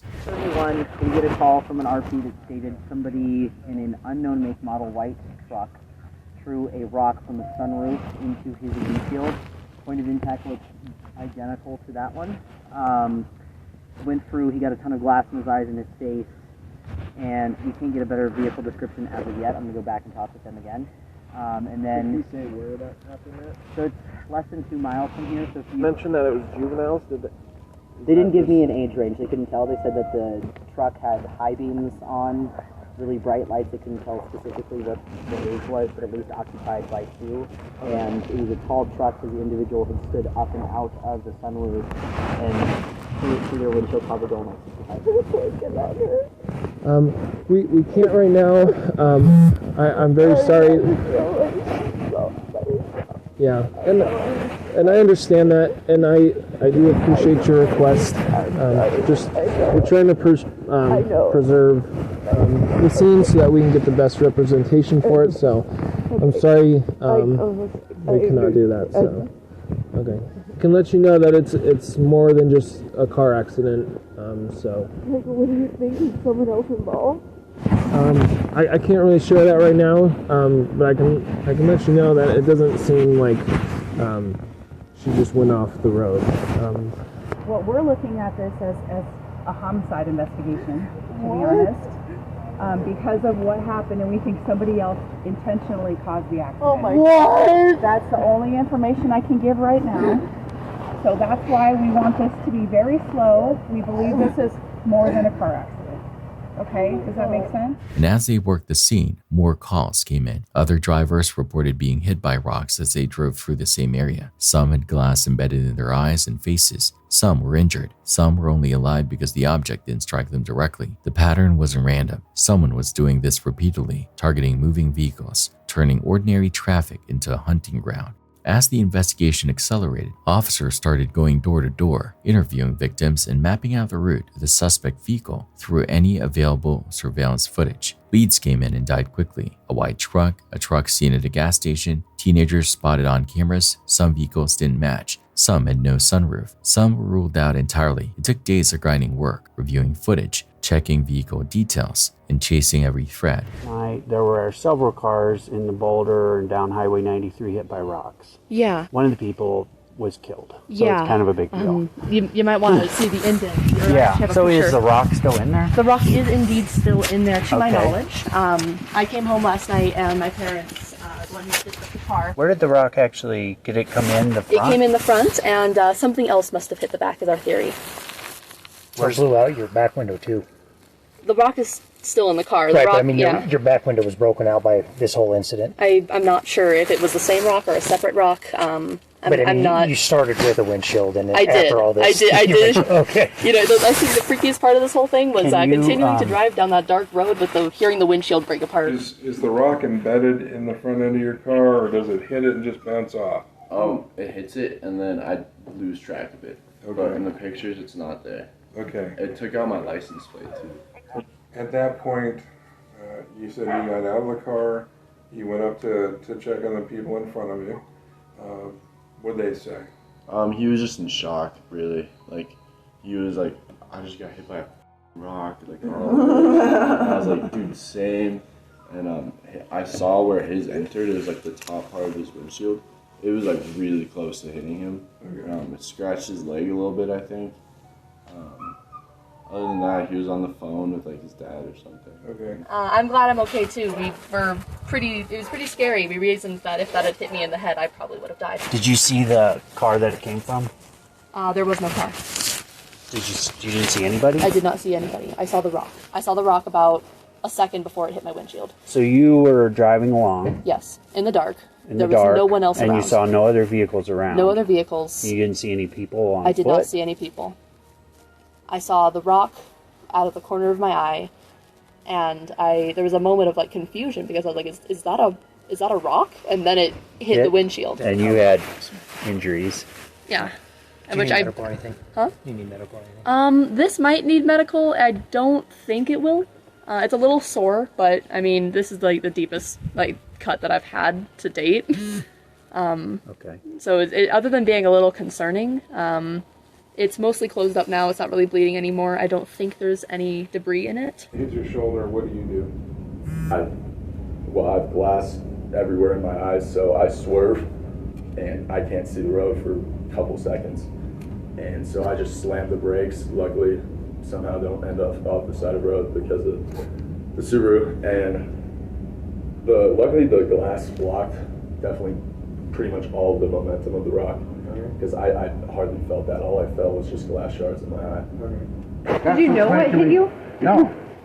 No, I pulled over right away, and there was a car behind me, and they came up beside me. I was like, did you see what happened? And there was two cars that flew by northbound when this happened. Gotcha. And then the car behind me said, no, they just saw something hit my car and then it hit theirs, but it didn't break anything that they saw. Then an acquaintance contacted police with information that changed everything. He told investigators that earlier that night he had been with a group of teens. He described them gathering rocks from a store lot like they were loading up on supplies, tossing them into the truck. He said the moment he realized what was happening, he wanted out. He told them to take him home. The next day, he drove to work and saw the road was closed. Then he learned a 20-year-old woman was dead. In his mind, pieces snapped into place. How'd work go? Yeah. Still for a quick chat? I guess. All right. Even Walmart, there was 4 of us total, including me. And it was Joe, God, what is his name? Mitch, and some other kid named Zach. And they're grabbing like a load of rocks. The rocks they have outside of Walmart there. Putting them in the truck. And at that point I was like, all right, like, take me home. I'm not like involved in whatever the they're about to do. Get home, and then come to find out, I'm driving to work the next day, and Indiana's closed. What the And then come to find out, this lady's dead, 20 years old. The tipster gave police names and details, and officers began monitoring the suspected teens. Once they confirmed the suspects were home, police moved quickly. They contacted them before anyone could warn anyone else. What followed wasn't a dramatic chase through the streets. It was something colder. Doors opening, questions tightening, stories unraveling, and the tension of people realizing that what they'd done had finally found them. Sheriff's office, yes. We're looking for Mitch, Nick. Yeah, what can I do for you? Are you go by Mitch or Nick? That's me. We'd like to have a conversation with you. Yeah. Is anybody home? My family. Yeah. Your family? Okay. You do this outside? If you want to. Yeah. You got anything on you? I got a phone on me. Okay, alright. Can I ask what this is about? Yeah. Can you explain what might have gone on the past week? Nothing important. Okay. Okay. Did you go out last Wednesday with your friends? I mean, we were out for a bit, but okay. We were hanging out at my place and I dropped them off. Okay. Who you're hanging out with? I was with my buddies, Joe and Zach. Hey, Mark. Yeah. Mark, I'm investigating the office.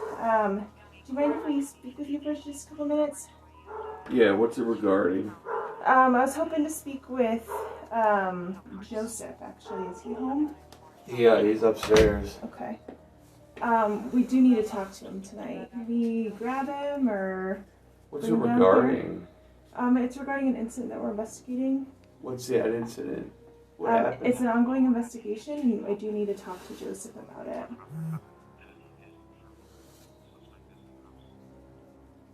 What were you guys doing? We were driving around a bit, and then we came back to my place to shoot some pool. Then I dropped him off around like 10:30. Okay. I was driving on that night. What were you driving?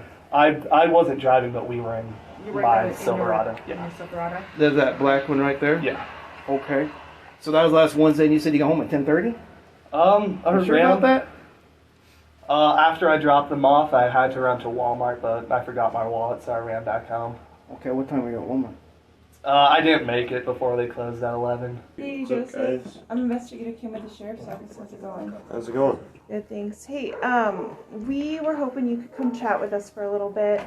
We have some questions for you regarding an incident that we're investigating. Yeah, sure. I'm good to talk. Sounds good. Do you have, like, ID on you, a phone, stuff like that, whatever you need? I can go grab my wallet as soon as. Okay. Why don't you grab your phone, too? Do you mind going down with us to our office? We can just do an interview in the interview rooms there. That's cool. Okay. Sheriff's office. Door! Open the door. Sheriff's office. Open the door. Sheriff's office. Hey! Stand right here. What is happening? Stand right here for me, okay? We'll explain it. We need to speak with him. Okay? We're in contact at the front. We've got an investigation going on where he's involved. We need to speak with him, okay? So he's going to be coming with us. Do you have a phone inside? With you? Do you have a phone inside? Can he grab it for you? And a shirt for you. And a shirt for you? Just wait here. Whoa. Coming with you, why? Yeah, he's coming with us. He's a subject in an investigation. He's going with us to headquarters to be interviewed. For what? So we'll talk about it. We have an ongoing investigation. So if we just need. We need get him shoes some- for him, shirt for him, and we need phone for him, please. So he can contact you and do all that stuff. Stay here. Dude, let him stand here. He's going to stay right here with me. He's right here in the door. Sir, I understand. I understand. He's going to stay right here. At the station, interviews began. Some suspects tried to dodge questions. Some minimized their actions. Some acted like this was all a misunderstanding. But detectives weren't asking about property damage. They were asking about a young woman who had been killed on the roadway. And as the pressure mounted, the truth started to seep out in contradictions. They admitted rocks were thrown. They admitted cars were hit. And they admitted they were doing it because they were bored. About the throwing rocks at the cars. I'd prefer to have a lawyer with me. Okay. I don't like talking to law enforcement because I don't really know what I'm talking about, but. Okay, no, I mean that's absolutely your right. Last Wednesday, you were in a pickup truck with two of your friends. I might have been, I don't really know, dude. Okay. That's what I want to talk to you about. Okay. Were you drinking, anything like that? I don't anymore. Okay. When was the last time you did? Freshman year. It's been a while. How about the other two? I don't know. I don't think Joe drinks. Any idea about Mitch? Like I said, I've only hung out with him like twice, 3. So, Zach had this idea to go throw rocks at cars. It's really that simple. So, Joe was driving my truck. I was in the passenger seat, and then Zach was in the back seat. I don't even know how he brought it up or why, but I don't know. We just went on with it. We were f***ing stupid and bored. Really shouldn't have, but we did, so. So what on earth do you think would warrant that type of response? Sorry? What do you think would warrant that type of response? Well, I think you guys think I killed, whatever that girl was, Alexa Bartel. Okay. Why? That's why you're asking about the rocks, but I had nothing to do with it. Okay. Now we're getting somewhere. Why not? Where were you at? I don't know. I was probably at home. I keep telling you, I was sick that night, so I wanted to go home early. Is this something that you guys have ever done before? Me and Joe, no. Has Zach ever done this before that you know of? I'm unsure. Like I said, I've only known him for. And who was throwing the rocks at the parked cars? Was it was Zach, yeah. Okay. He was, for the most part, the only one doing it. Okay, for the most part. So who else was doing it? I'm not gonna lie, I threw one, but I completely missed, so I just didn't feel right about it. It's something that I've never done before. I didn't feel right doing it. You've been implicated in throwing the rock? that hit Alexa Bartell in the head and killed her. How? Give me something that's going to refute that. Okay? Because I think it's true. I think you guys are all been running around. I've given you the opportunity to tell me a story that fits. And all you're giving me is just nonsense. Right? Okay? When did you start throwing the rocks? Because I know you threw rocks too. I didn't throw one. Not a single stone was thrown by me. Okay? Where did they get the rocks? Where did they go? How were they throwing them? Like this. Or sometimes the other one would lob it over the car. Okay? One suspect tried to frame it as stupidity, the kind of mistake made in a moment without thinking, but investigators pushed back on the reality. Throwing heavy rocks at moving vehicles isn't harmless. At highway speed, the difference between damage and death is inches. It's a split second. It's whether the rock hits metal or glass, whether it strikes a windshield or a human head. And in Alexa's case, it struck exactly where it could do the most irreversible damage. As the interviews continued, it became clear that police believed the crime wasn't limited to one person's actions. They focused on complicity. Everyone in the vehicle played a role. Whether they threw the rocks, supplied them, encouraged it, or stayed in the truck while it happened again and again, the law doesn't treat that as harmless presence. When you participate in a violent act that shows an extreme indifference to human life, you don't get to pretend you're separate from the outcome. One of the most disturbing details to emerge was what happened after Alexa's car left the road. Instead of stopping to help, the teen circled back. They drove past a wreck. They treated it like something they needed to look at, like proof, like a moment they wanted to remember. At least one of them took a picture, and inside that vehicle, after seeing what their actions caused, they talked about it like a secret they could bury, not a life they had destroyed. Later, as the case developed, shifting stories and blame began to surface. One suspect claimed he was untruthful at first and wanted to clear things up. Another tried to place responsibility elsewhere, but the foundation remained the same. Rocks were collected intentionally, thrown intentionally, and multiple vehicles were targeted within a short span. 7 vehicles were struck that night, and in the middle of that chaos, Alexa Bartell was killed.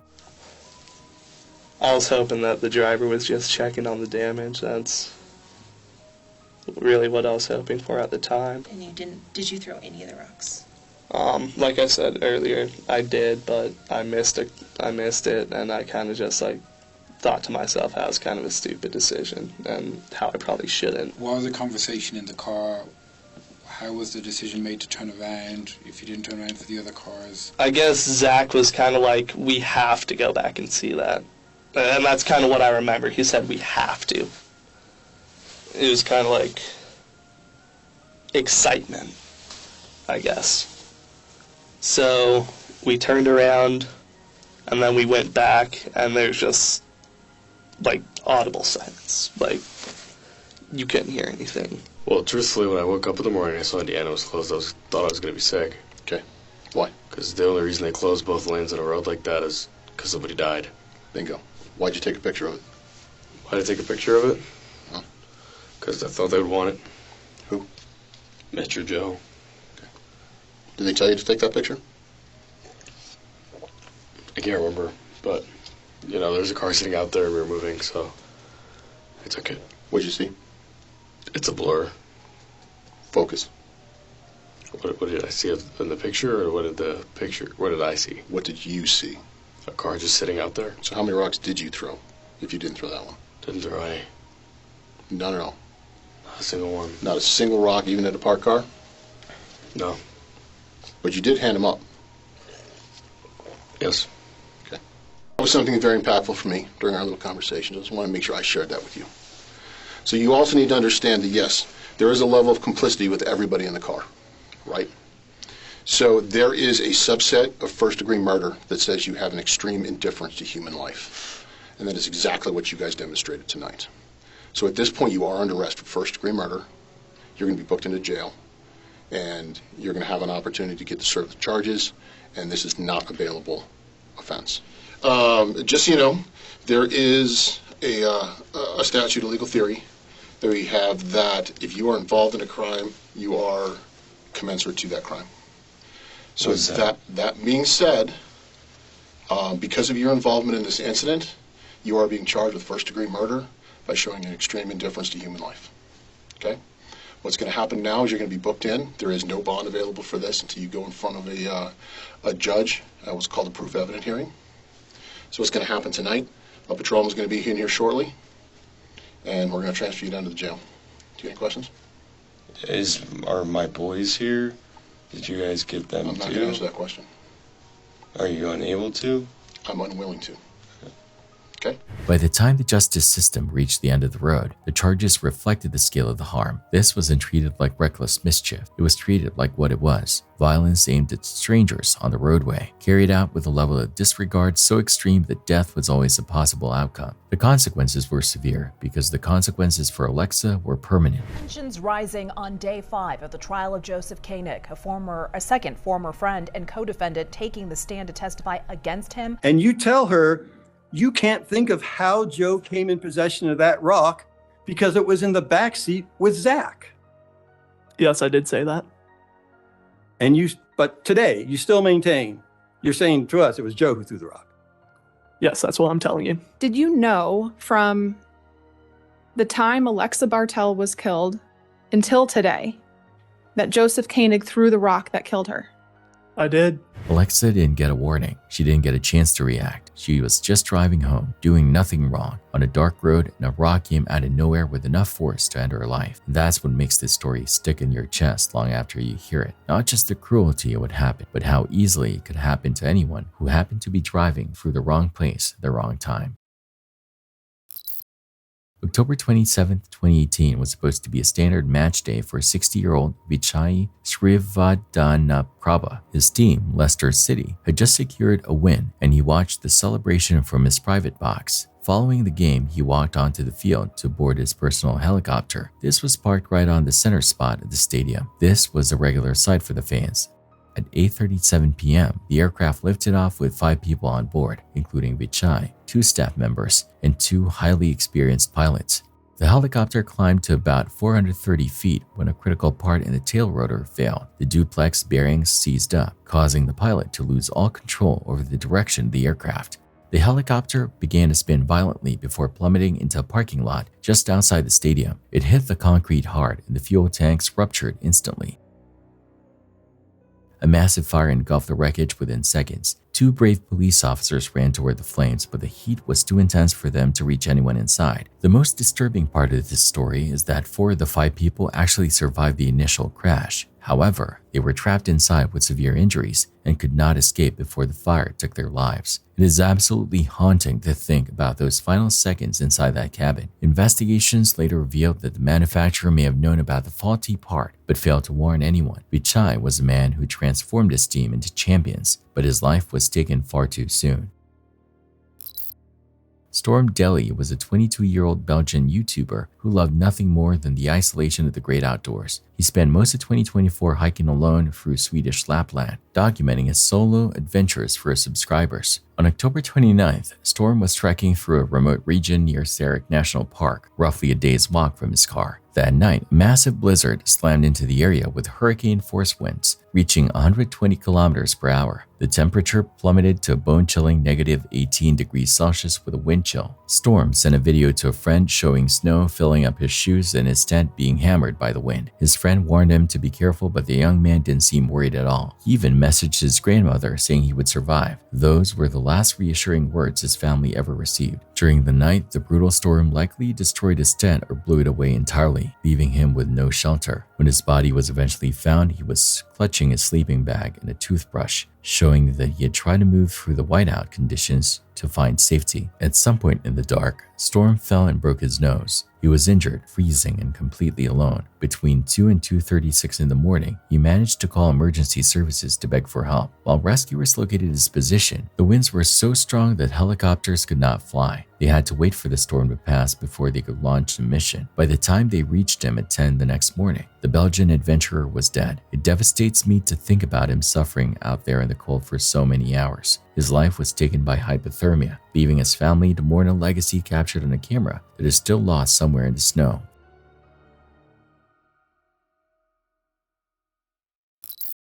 For 13 years, 46-year-old Timothy Treadwell lived a very unusual life among grizzly bears in Alaska's Katmai National Park. He filmed them constantly, gave them names, and even spoke to them as if they were his human friends. He truly believed he had a spiritual connection with these massive predators. However, on October 5, 2003, that belief led to a horrific end when the bears took his life. Treadwell had moved to Alaska years prior after a near-fatal drug overdose, claiming that the bears had saved him and given him a purpose. Despite repeated warnings from park rangers to stay at least 100 yards away, Treadwell would often get within just a few feet of the grizzlies. He even played with young ones, which is one of the most dangerous things you can do around a mother bear. In October 2003, he and his girlfriend Amy MYUU stayed later in the season than usual. They set up their camp in an area known as the Grizzly Maze, which has a very high concentration of hungry bears preparing for winter hibernation. The following day, a pilot arrived to pick them up but found the campsite completely flattened and abandoned. Rangers soon discovered the remains of both Timothy and Amy nearby. They had been partially eaten by a large male bear. A video camera was found at the scene with the lens cap still on, but it had recorded 6 minutes of harrowing audio from the attack.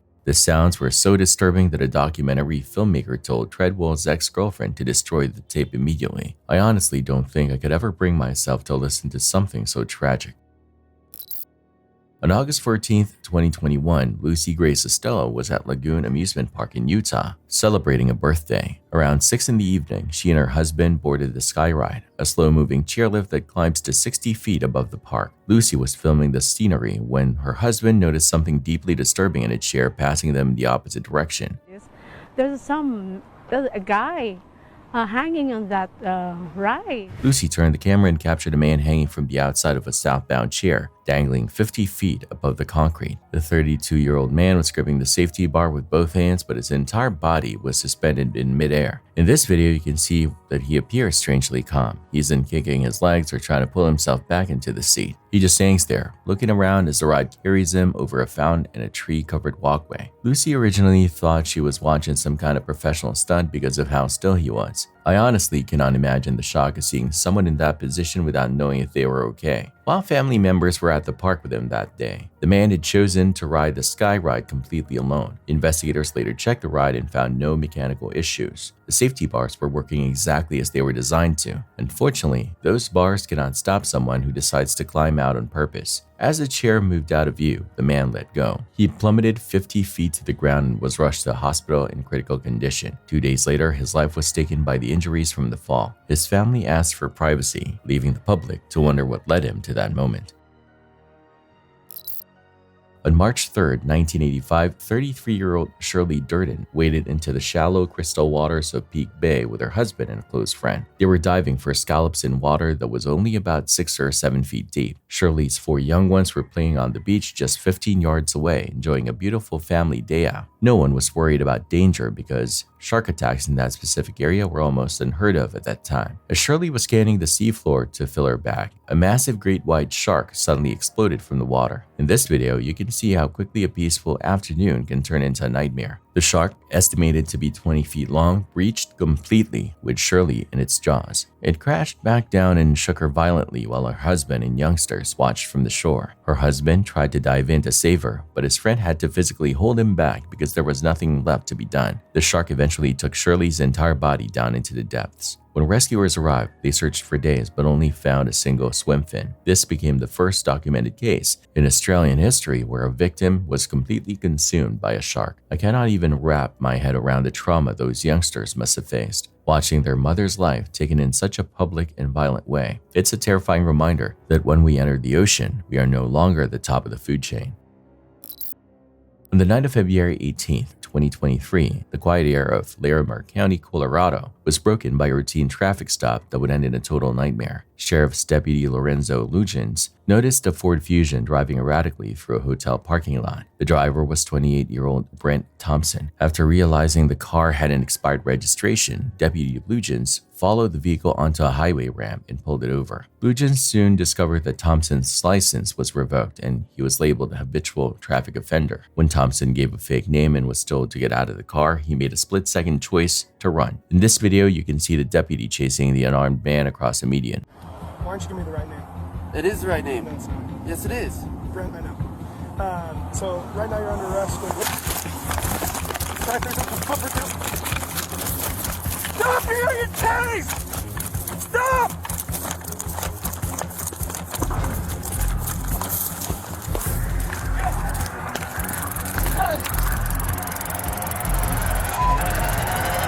Lugans threatened to use his taser and then fired it at the absolute worst moment. Thompson was struck just as he ran into the path of oncoming traffic. The taser caused him to collapse instantly on the pavement. A Ford Explorer traveling at 17 miles per hour was barreling toward him with no time to stop. I feel sick watching this because there was no way for that driver to avoid the impact.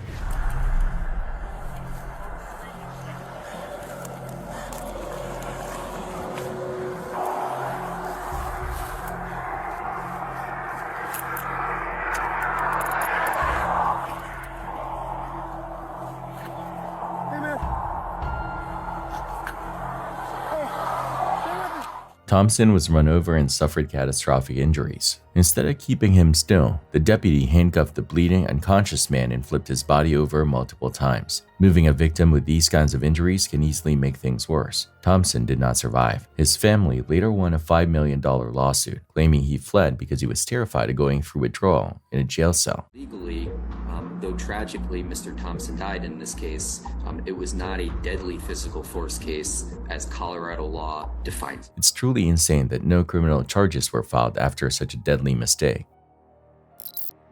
On Friday, November 21st, 2025, just after 12:40 in the morning, St. Louis airport police officers were conducting routine foot patrols inside Terminal 1. The airport was quiet at that hour, with only a handful of travelers and staff moving through the terminal. The calm atmosphere changed when officers noticed a man standing near the entrance to a restroom, lingering in a way that immediately caught their attention. The man was later identified as 31-year-old Darius Kennedy. Officers approached him and instructed him to leave the airport. According to police, Kennedy refused to comply. Instead of walking away, he remained in place, escalating what had been a routine encounter into something far more serious. As officers continued issuing commands, Kennedy suddenly pulled a knife from the sleeve of his jacket. The situation shifted instantly from a trespassing issue to a life-threatening confrontation. Officers repeatedly ordered him to drop the knife, raising their voices as they attempted to gain control of the situation and prevent anyone from getting hurt. Kennedy ignored those commands. Rather than backing away or surrendering, he moved toward the officers while still holding the knife, with the distance closing and the threat increasing. One officer deployed a taser in an attempt to stop him without using deadly force. The laser struck Kennedy, but it failed to incapacitate him. Still armed and undeterred, Kennedy turned and ran in the direction of another police officer inside the terminal. With Kennedy advancing and the knife still in his possession, that officer fired his service weapon. Kennedy was struck by gunfire and fell to the ground. You got what? I'm gonna get killed.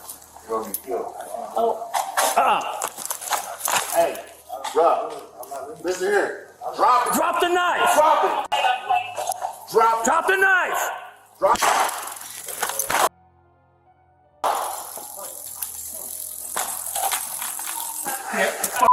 Put your hands up now. I'll blow your fucking head off. Shots fired. Shots fired. Shots fired. Report it. Hey. Hands behind your back. Put your hands behind your back. Feel me?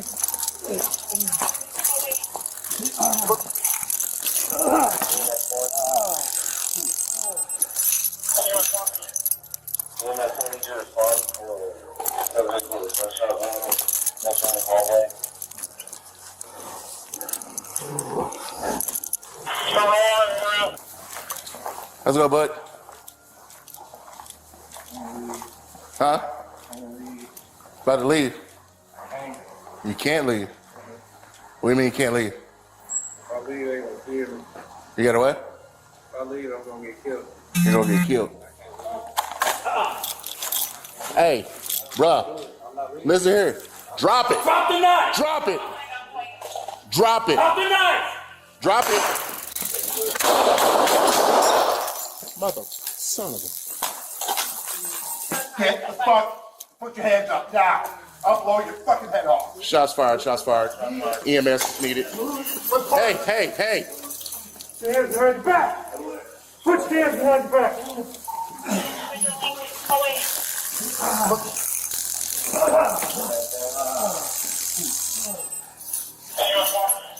Officers immediately moved in to secure the scene and render medical aid. Despite their efforts, Kennedy was pronounced dead at the scene. Investigators later confirmed that 4 shots were fired by law enforcement during the encounter. A knife believed to belong to Kennedy was recovered nearby. Police determined that Kennedy was unhoused and had no known connection to airport operations or travel at the time of the incident. No officers were physically injured during the confrontation, and no bystanders were harmed. The shooting remains under investigation as is standard in officer-involved incidents. What began as a simple request to leave the terminal ended in seconds of chaos, underscoring how quickly an ordinary encounter can turn deadly when a weapon is introduced and commands are ignored.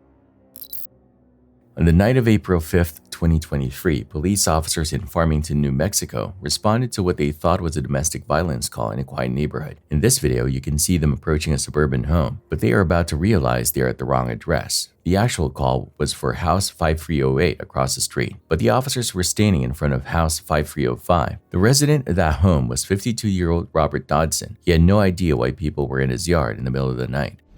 Farmington, please. When Robert appeared at his front door holding a handgun to defend his property, the situation turned into a bloodbath within seconds. The officers had their bright flashlights pointed directly at his face, likely blinding him as he stepped outside. Shots fired, shots fired. Yeah, you good? You good? Back up, back up, back up. Check yourself, check yourself. The police immediately opened fire and hit Robert 12 times. He died right there on his own doorstep. Hearing about a man losing his life in his own yard due to a simple address mistake is deeply unsettling. But the violence didn't stop there. Robert's wife, Kimberly, came to the door armed and ready to protect her home from what she thought was an intruder.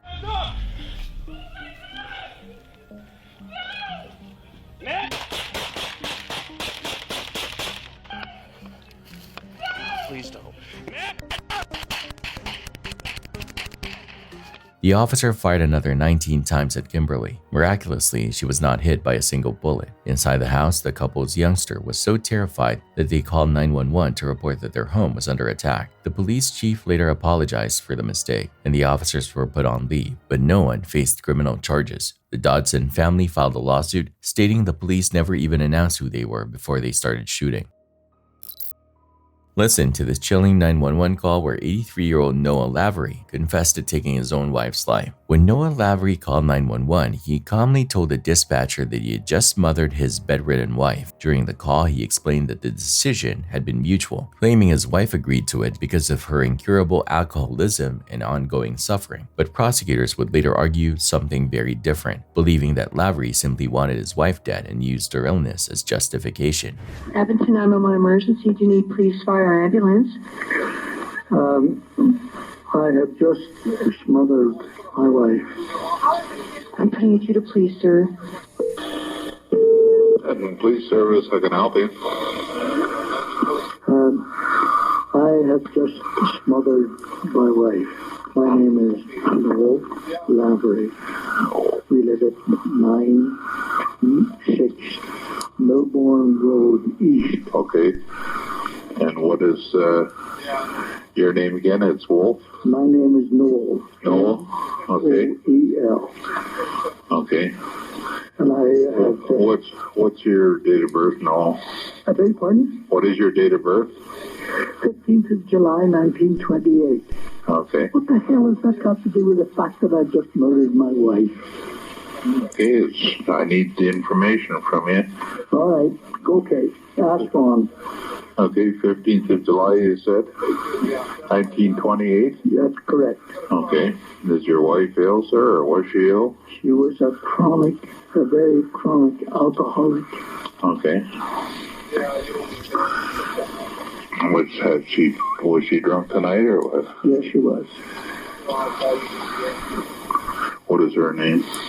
Her name was Sherry, S-H-E-R-R-Y, Lavery. Okay.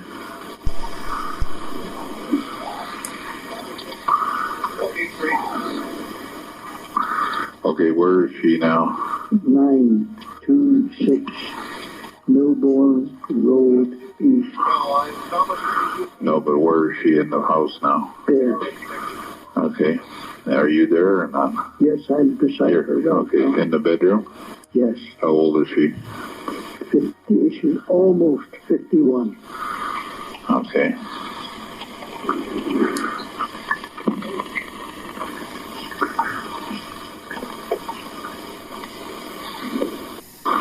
Hello. Yep. You still there? Yeah, I'm just typing here. Yeah. Is she breathing at all or not? No, she's not. Okay. I put the pillow on her face. Okay. I held it there and until she stopped. Okay.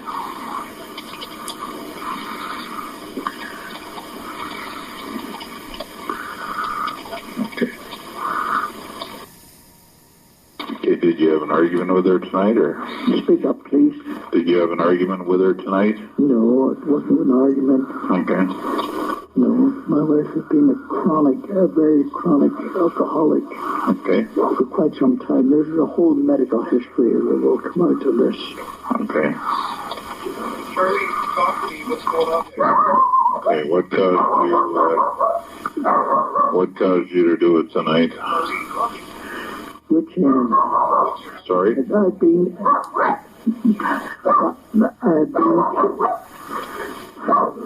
hang on a moment. Yeah. I had been to my meeting, men for sobriety. Okay. Sherry has been in and out of hospitals with chronic alcoholism for some time. I'm considerably older than she is. Yeah. And we have tried. She's been through every program that ADAC possibly has. Okay. And to no avail. Okay. We drank tonight and we talked about it. This will all come out, there's no doubt. My wife is now dead. Okay. And I killed her. There's no argument or dispute about that. Okay.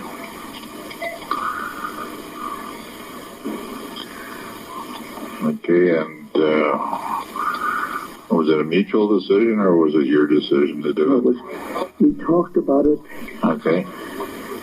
She said she could not give me any promise of cure for her alcoholism.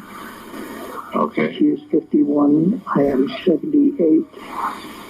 I am her sole and only caregiver. And I told her that I just couldn't do this anymore. Okay. I'm not denying anything. This is it and all. I put a pillow over her face, and she didn't feel any pain because she was chronically alcoholic and drunk. Okay. And I held it, and I held it, and I held it until I called you.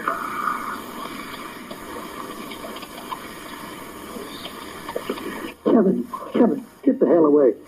No, I have to leave. No, you don't. Who's that? No, Sherry is dead. This is my son-in-law trying to give her CPR. When? A long time ago.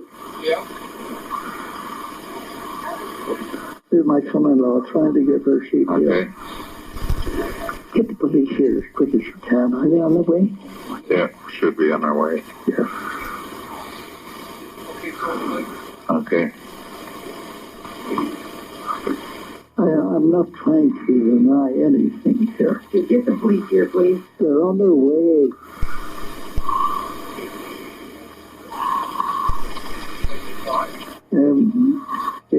Sir, who am I speaking to? Bert.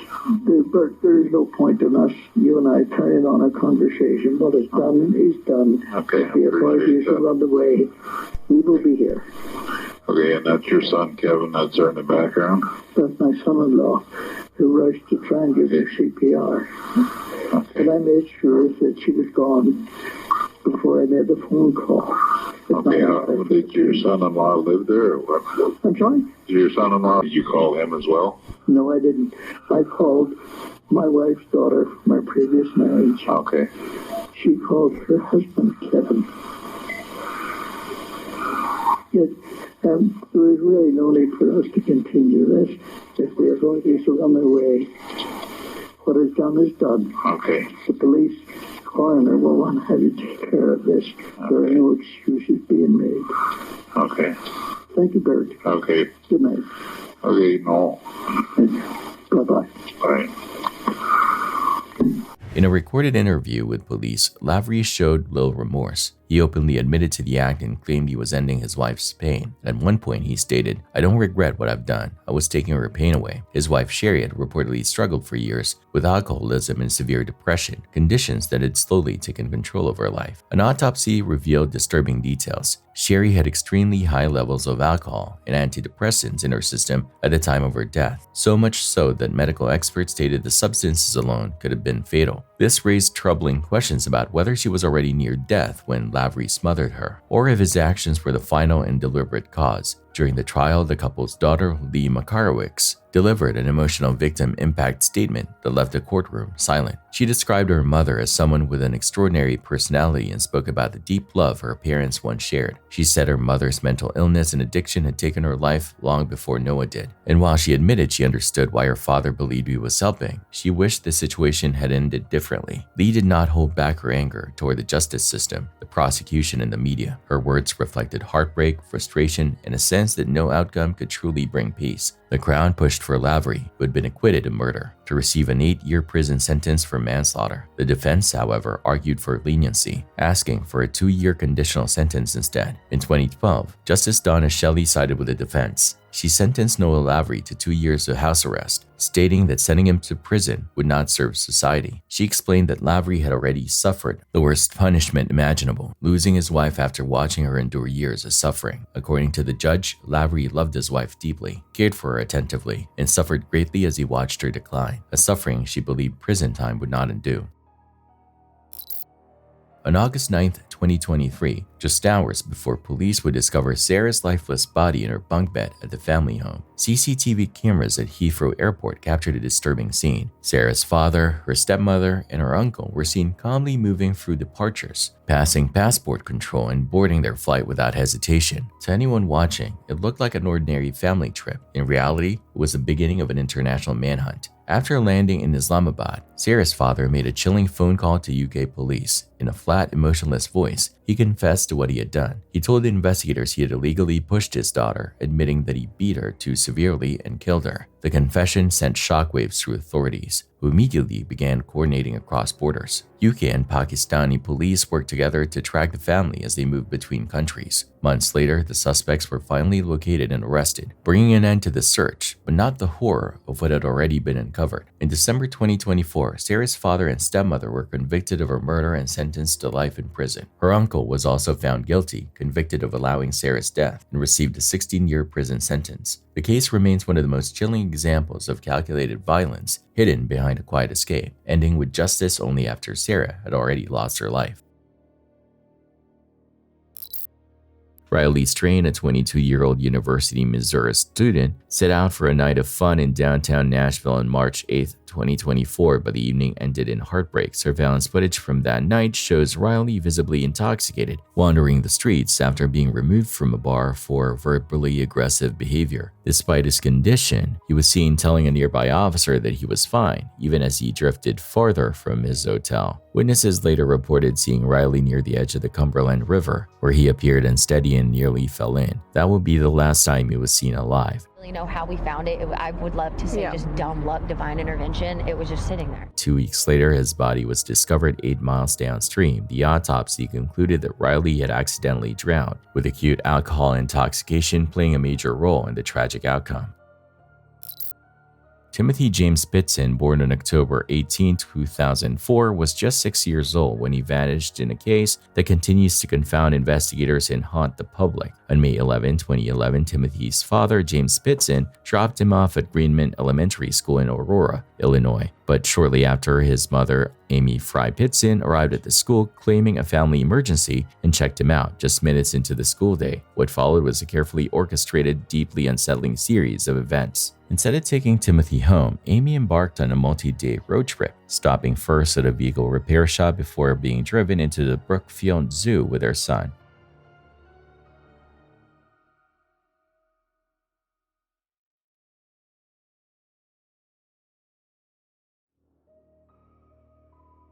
The two were later seen on security footage enjoying themselves at a water park resort in Gurnee, Illinois.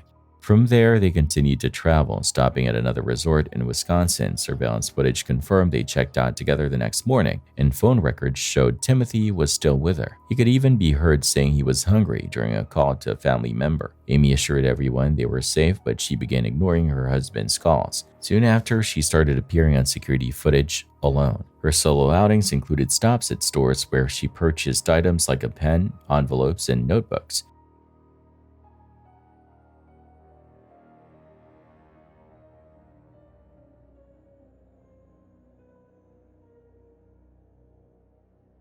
Then on May 13th, Amy was seen checking into the Rockford Inn in Rockford, Illinois, this time without Timothy. The next morning, she was found dead in her room. She had taken her own life by overdosing on antihistamines and slashing her wrists and throat. In the suicide note she left behind, Amy apologized for the events of the previous days, but claimed Timothy was safe and being cared for by someone else, adding a chilling message, "You'll never find him." That note became the centerpiece of a mystery that would only deepen with time. Investigators found Timothy's blood in Amy's car, but it was later believed to have come from a prior nosebleed. Surveillance footage and phone records helped retrace their journey, but no definitive clues emerged. Amy's vehicle showed signs of having traveled through rugged terrain, but the exact location couldn't be pinpointed. Even her discarded phone, later found along an Illinois roadside, offered no further leads. The search for Timothy gained widespread media attention as Father James gave interviews expressing hope that his son was still alive, possibly in the care of someone Amy had trusted, but the case remained cold. You can't give up hope. As soon as you give up hope, then what should I do? What, declare him dead? I mean, no, I'm not going to do that. Then, in 2019, there was a brief glimmer of hope when a young man claimed to be Timothy. The public and the Pitson family were momentarily hopeful, but DNA testing quickly revealed it was a hoax, just another cruel twist in a case already full of heartbreak. To this day, Timothy Pitson's whereabouts remain unknown. Surveillance videos, phone logs, and physical evidence have provided fragments of a puzzle that has yet to be solved. Whether he is alive or not, Timothy's disappearance stands as one of the most haunting unsolved mysteries in recent American history.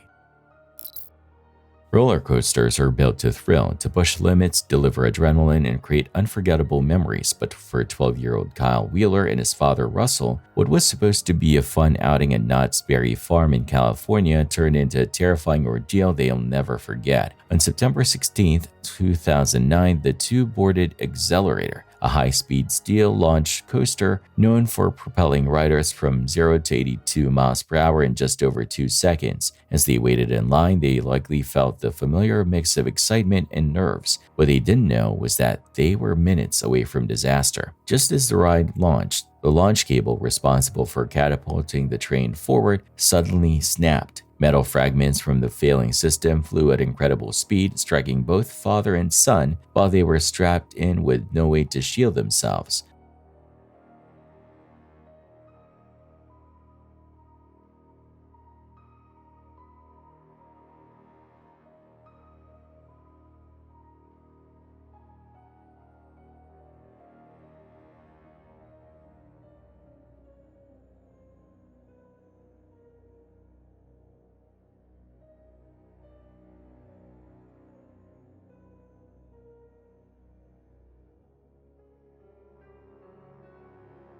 Kyle suffered a severe leg injury, a deep laceration that required multiple surgeries and extensive rehabilitation. Russell sustained neck and back injuries, the kind that don't just go away. While Russell was treated and released, Kyle's physical and emotional recovery was far more daunting. What made the incident even more infuriating was what came to light during the investigation. The cable that failed had last been replaced in December 2008, and park officials claimed it was on a 12-month replacement cycle, but state inspectors found the cable was dangerously worn, its condition clearly showing signs of fatigue that should have been caught long before. It was a failure of oversight, one that could have been prevented with proper maintenance. In 2011, Knott's Berry Farm settled with a Wheeler family out of court. The details remain confidential, but the settlement covered medical costs and other recovery-related expenses. Still, no amount of money could undo what happened. A child was seriously injured, a family left with lifelong scars, not just physical but emotional. What's truly chilling is how avoidable it all was. If someone had taken a closer look, if safety standards had been followed more rigorously, the Wheeler's story might never have been written. And the most sobering part, it could have happened to anyone.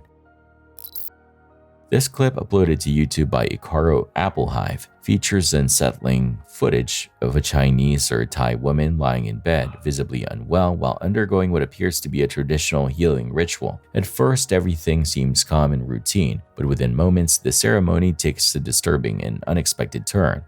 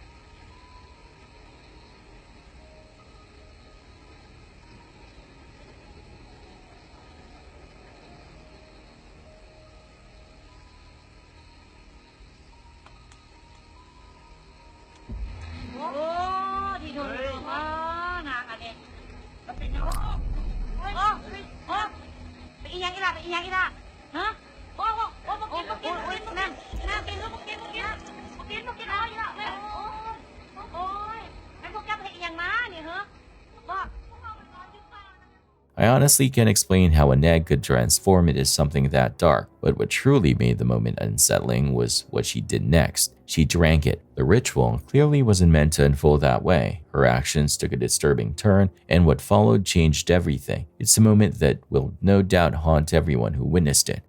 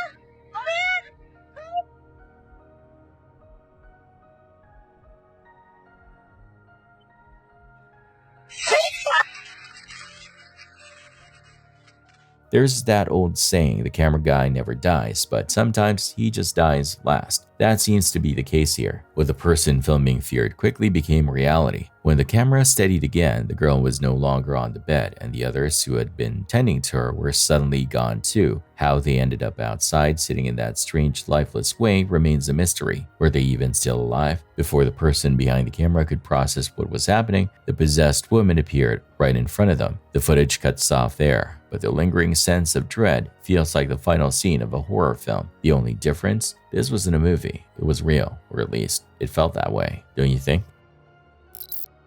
This clip was recorded on November 2nd, 2025 during a Day of the Dead parade in Mazatepec, Morelos, Mexico, a celebration meant to honor ancestors, not end in chaos. What began as a night of color, music, and tradition quickly turned into panic when fireworks mounted to one of the parade's floats accidentally ignited, setting off a sudden explosion in the middle of the procession.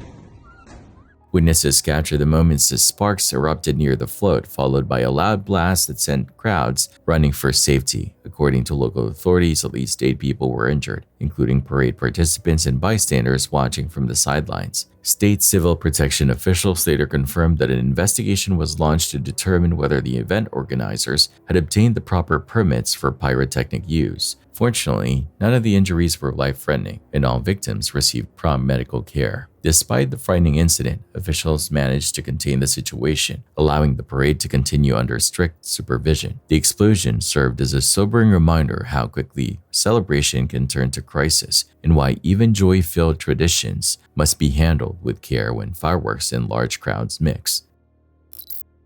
On the evening of February 28, 2025 at roughly 6 p.m., officers with the Chico Police Department were dispatched to a parking lot near East 2nd Street and Wall Street following reports of gunfire. When they arrived, they found a 43-year-old man suffering from multiple gunshot wounds. He was quickly transported to the hospital in critical condition. The suspect was soon identified as 43-year-old Michael Oxley, also a Chico. Investigators determined that the case was not just a random shooting, but an attempted murder. By the next day, March 1st, law enforcement had located Oxley at an apartment complex on the 1200 block of North Avenue. Given his history of violence and the severity of the crime, the department mobilized its crisis response unit, including SWAT officers, a trained negotiator, paramedics, and a drone operator. When officers arrived at the complex, they spotted Oxley exiting one of the buildings. They identified themselves and ordered him to the ground, but he refused. Instead, Oxley ran while reaching into a bag, prompting officers to deploy several distraction devices, each creating a loud bang and flashlight meant to disorient him.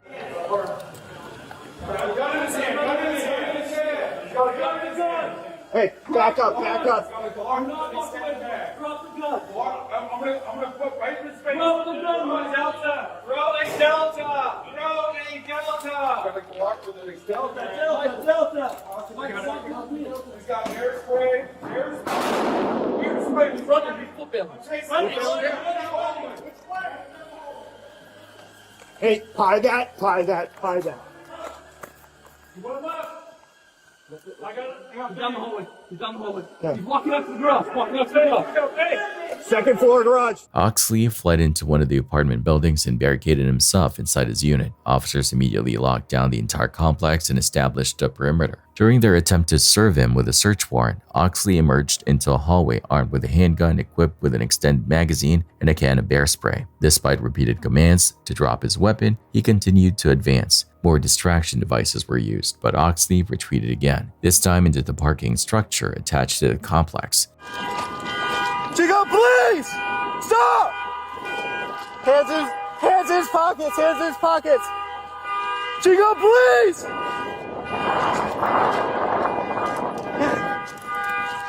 Hey, he's at the staircase.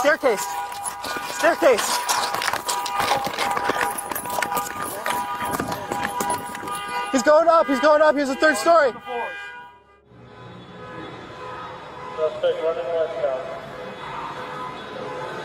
Chico, please! Let me see your hands! Chico, please, let me see your hands! Moving between levels, Oxley eventually reached the top floor of the parking garage, where a Chico police drone recorded him sitting with a loaded handgun between his legs, his hands resting on the weapon and his finger near the trigger. Officers surrounded the area and began a tense 2-hour standoff. Negotiators pleaded with him to surrender peacefully. Drop the gun! Drop the gun! Drop the gun! Sitting on his butt, he has a gun between his legs, he's holding it, he's looking at us. Okay. Hey, Michael, will you drop the gun? Throughout the negotiation, Oxley expressed a desire to die by provoking police, suggesting that he wanted to force a suicide by cop encounter. Hurt you. We're here to safely arrest you, peacefully, that's it. We don't want to hurt you, Mike. We all got family to go home to, too. We know you've got family. So then, how can we resolve this? Can you commit to me that we're not going to get into a shootout? Can you do that for me? Why not? Hey, Mike, we're going to be putting up some lights just because it's dark. But just keep staying seated. Don't worry about the lights, okay? We're just trying to see better. I just want to let you know what's happening so we don't freak you out, okay? Just lights, just like a light bulb. Like a, I don't know, floodlight. Like a drop light, you know, if you're working on a car, the floodlight. What's that? Yeah, on that area.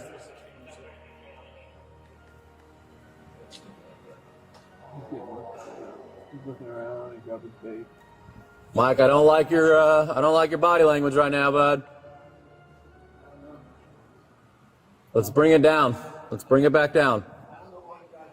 At approximately 12:30 a.m., after hours of attempted de-escalation, Oxley suddenly stood up with a gun still in his hands. Officers deployed less lethal beanbag rounds in an attempt to stop him, but moments later, Oxley fired his weapon toward officers positioned at the bottom of the ramp. In response, officer number 6 and 3 other officers returned fire, striking him.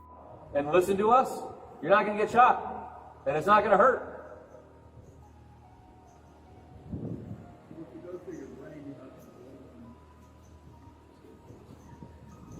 Well, you might still feel it, and it might not go there.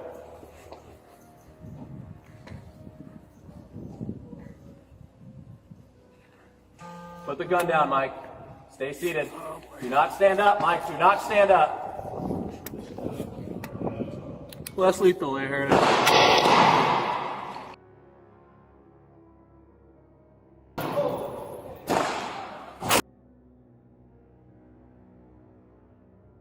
Hold your fire, hold your fire.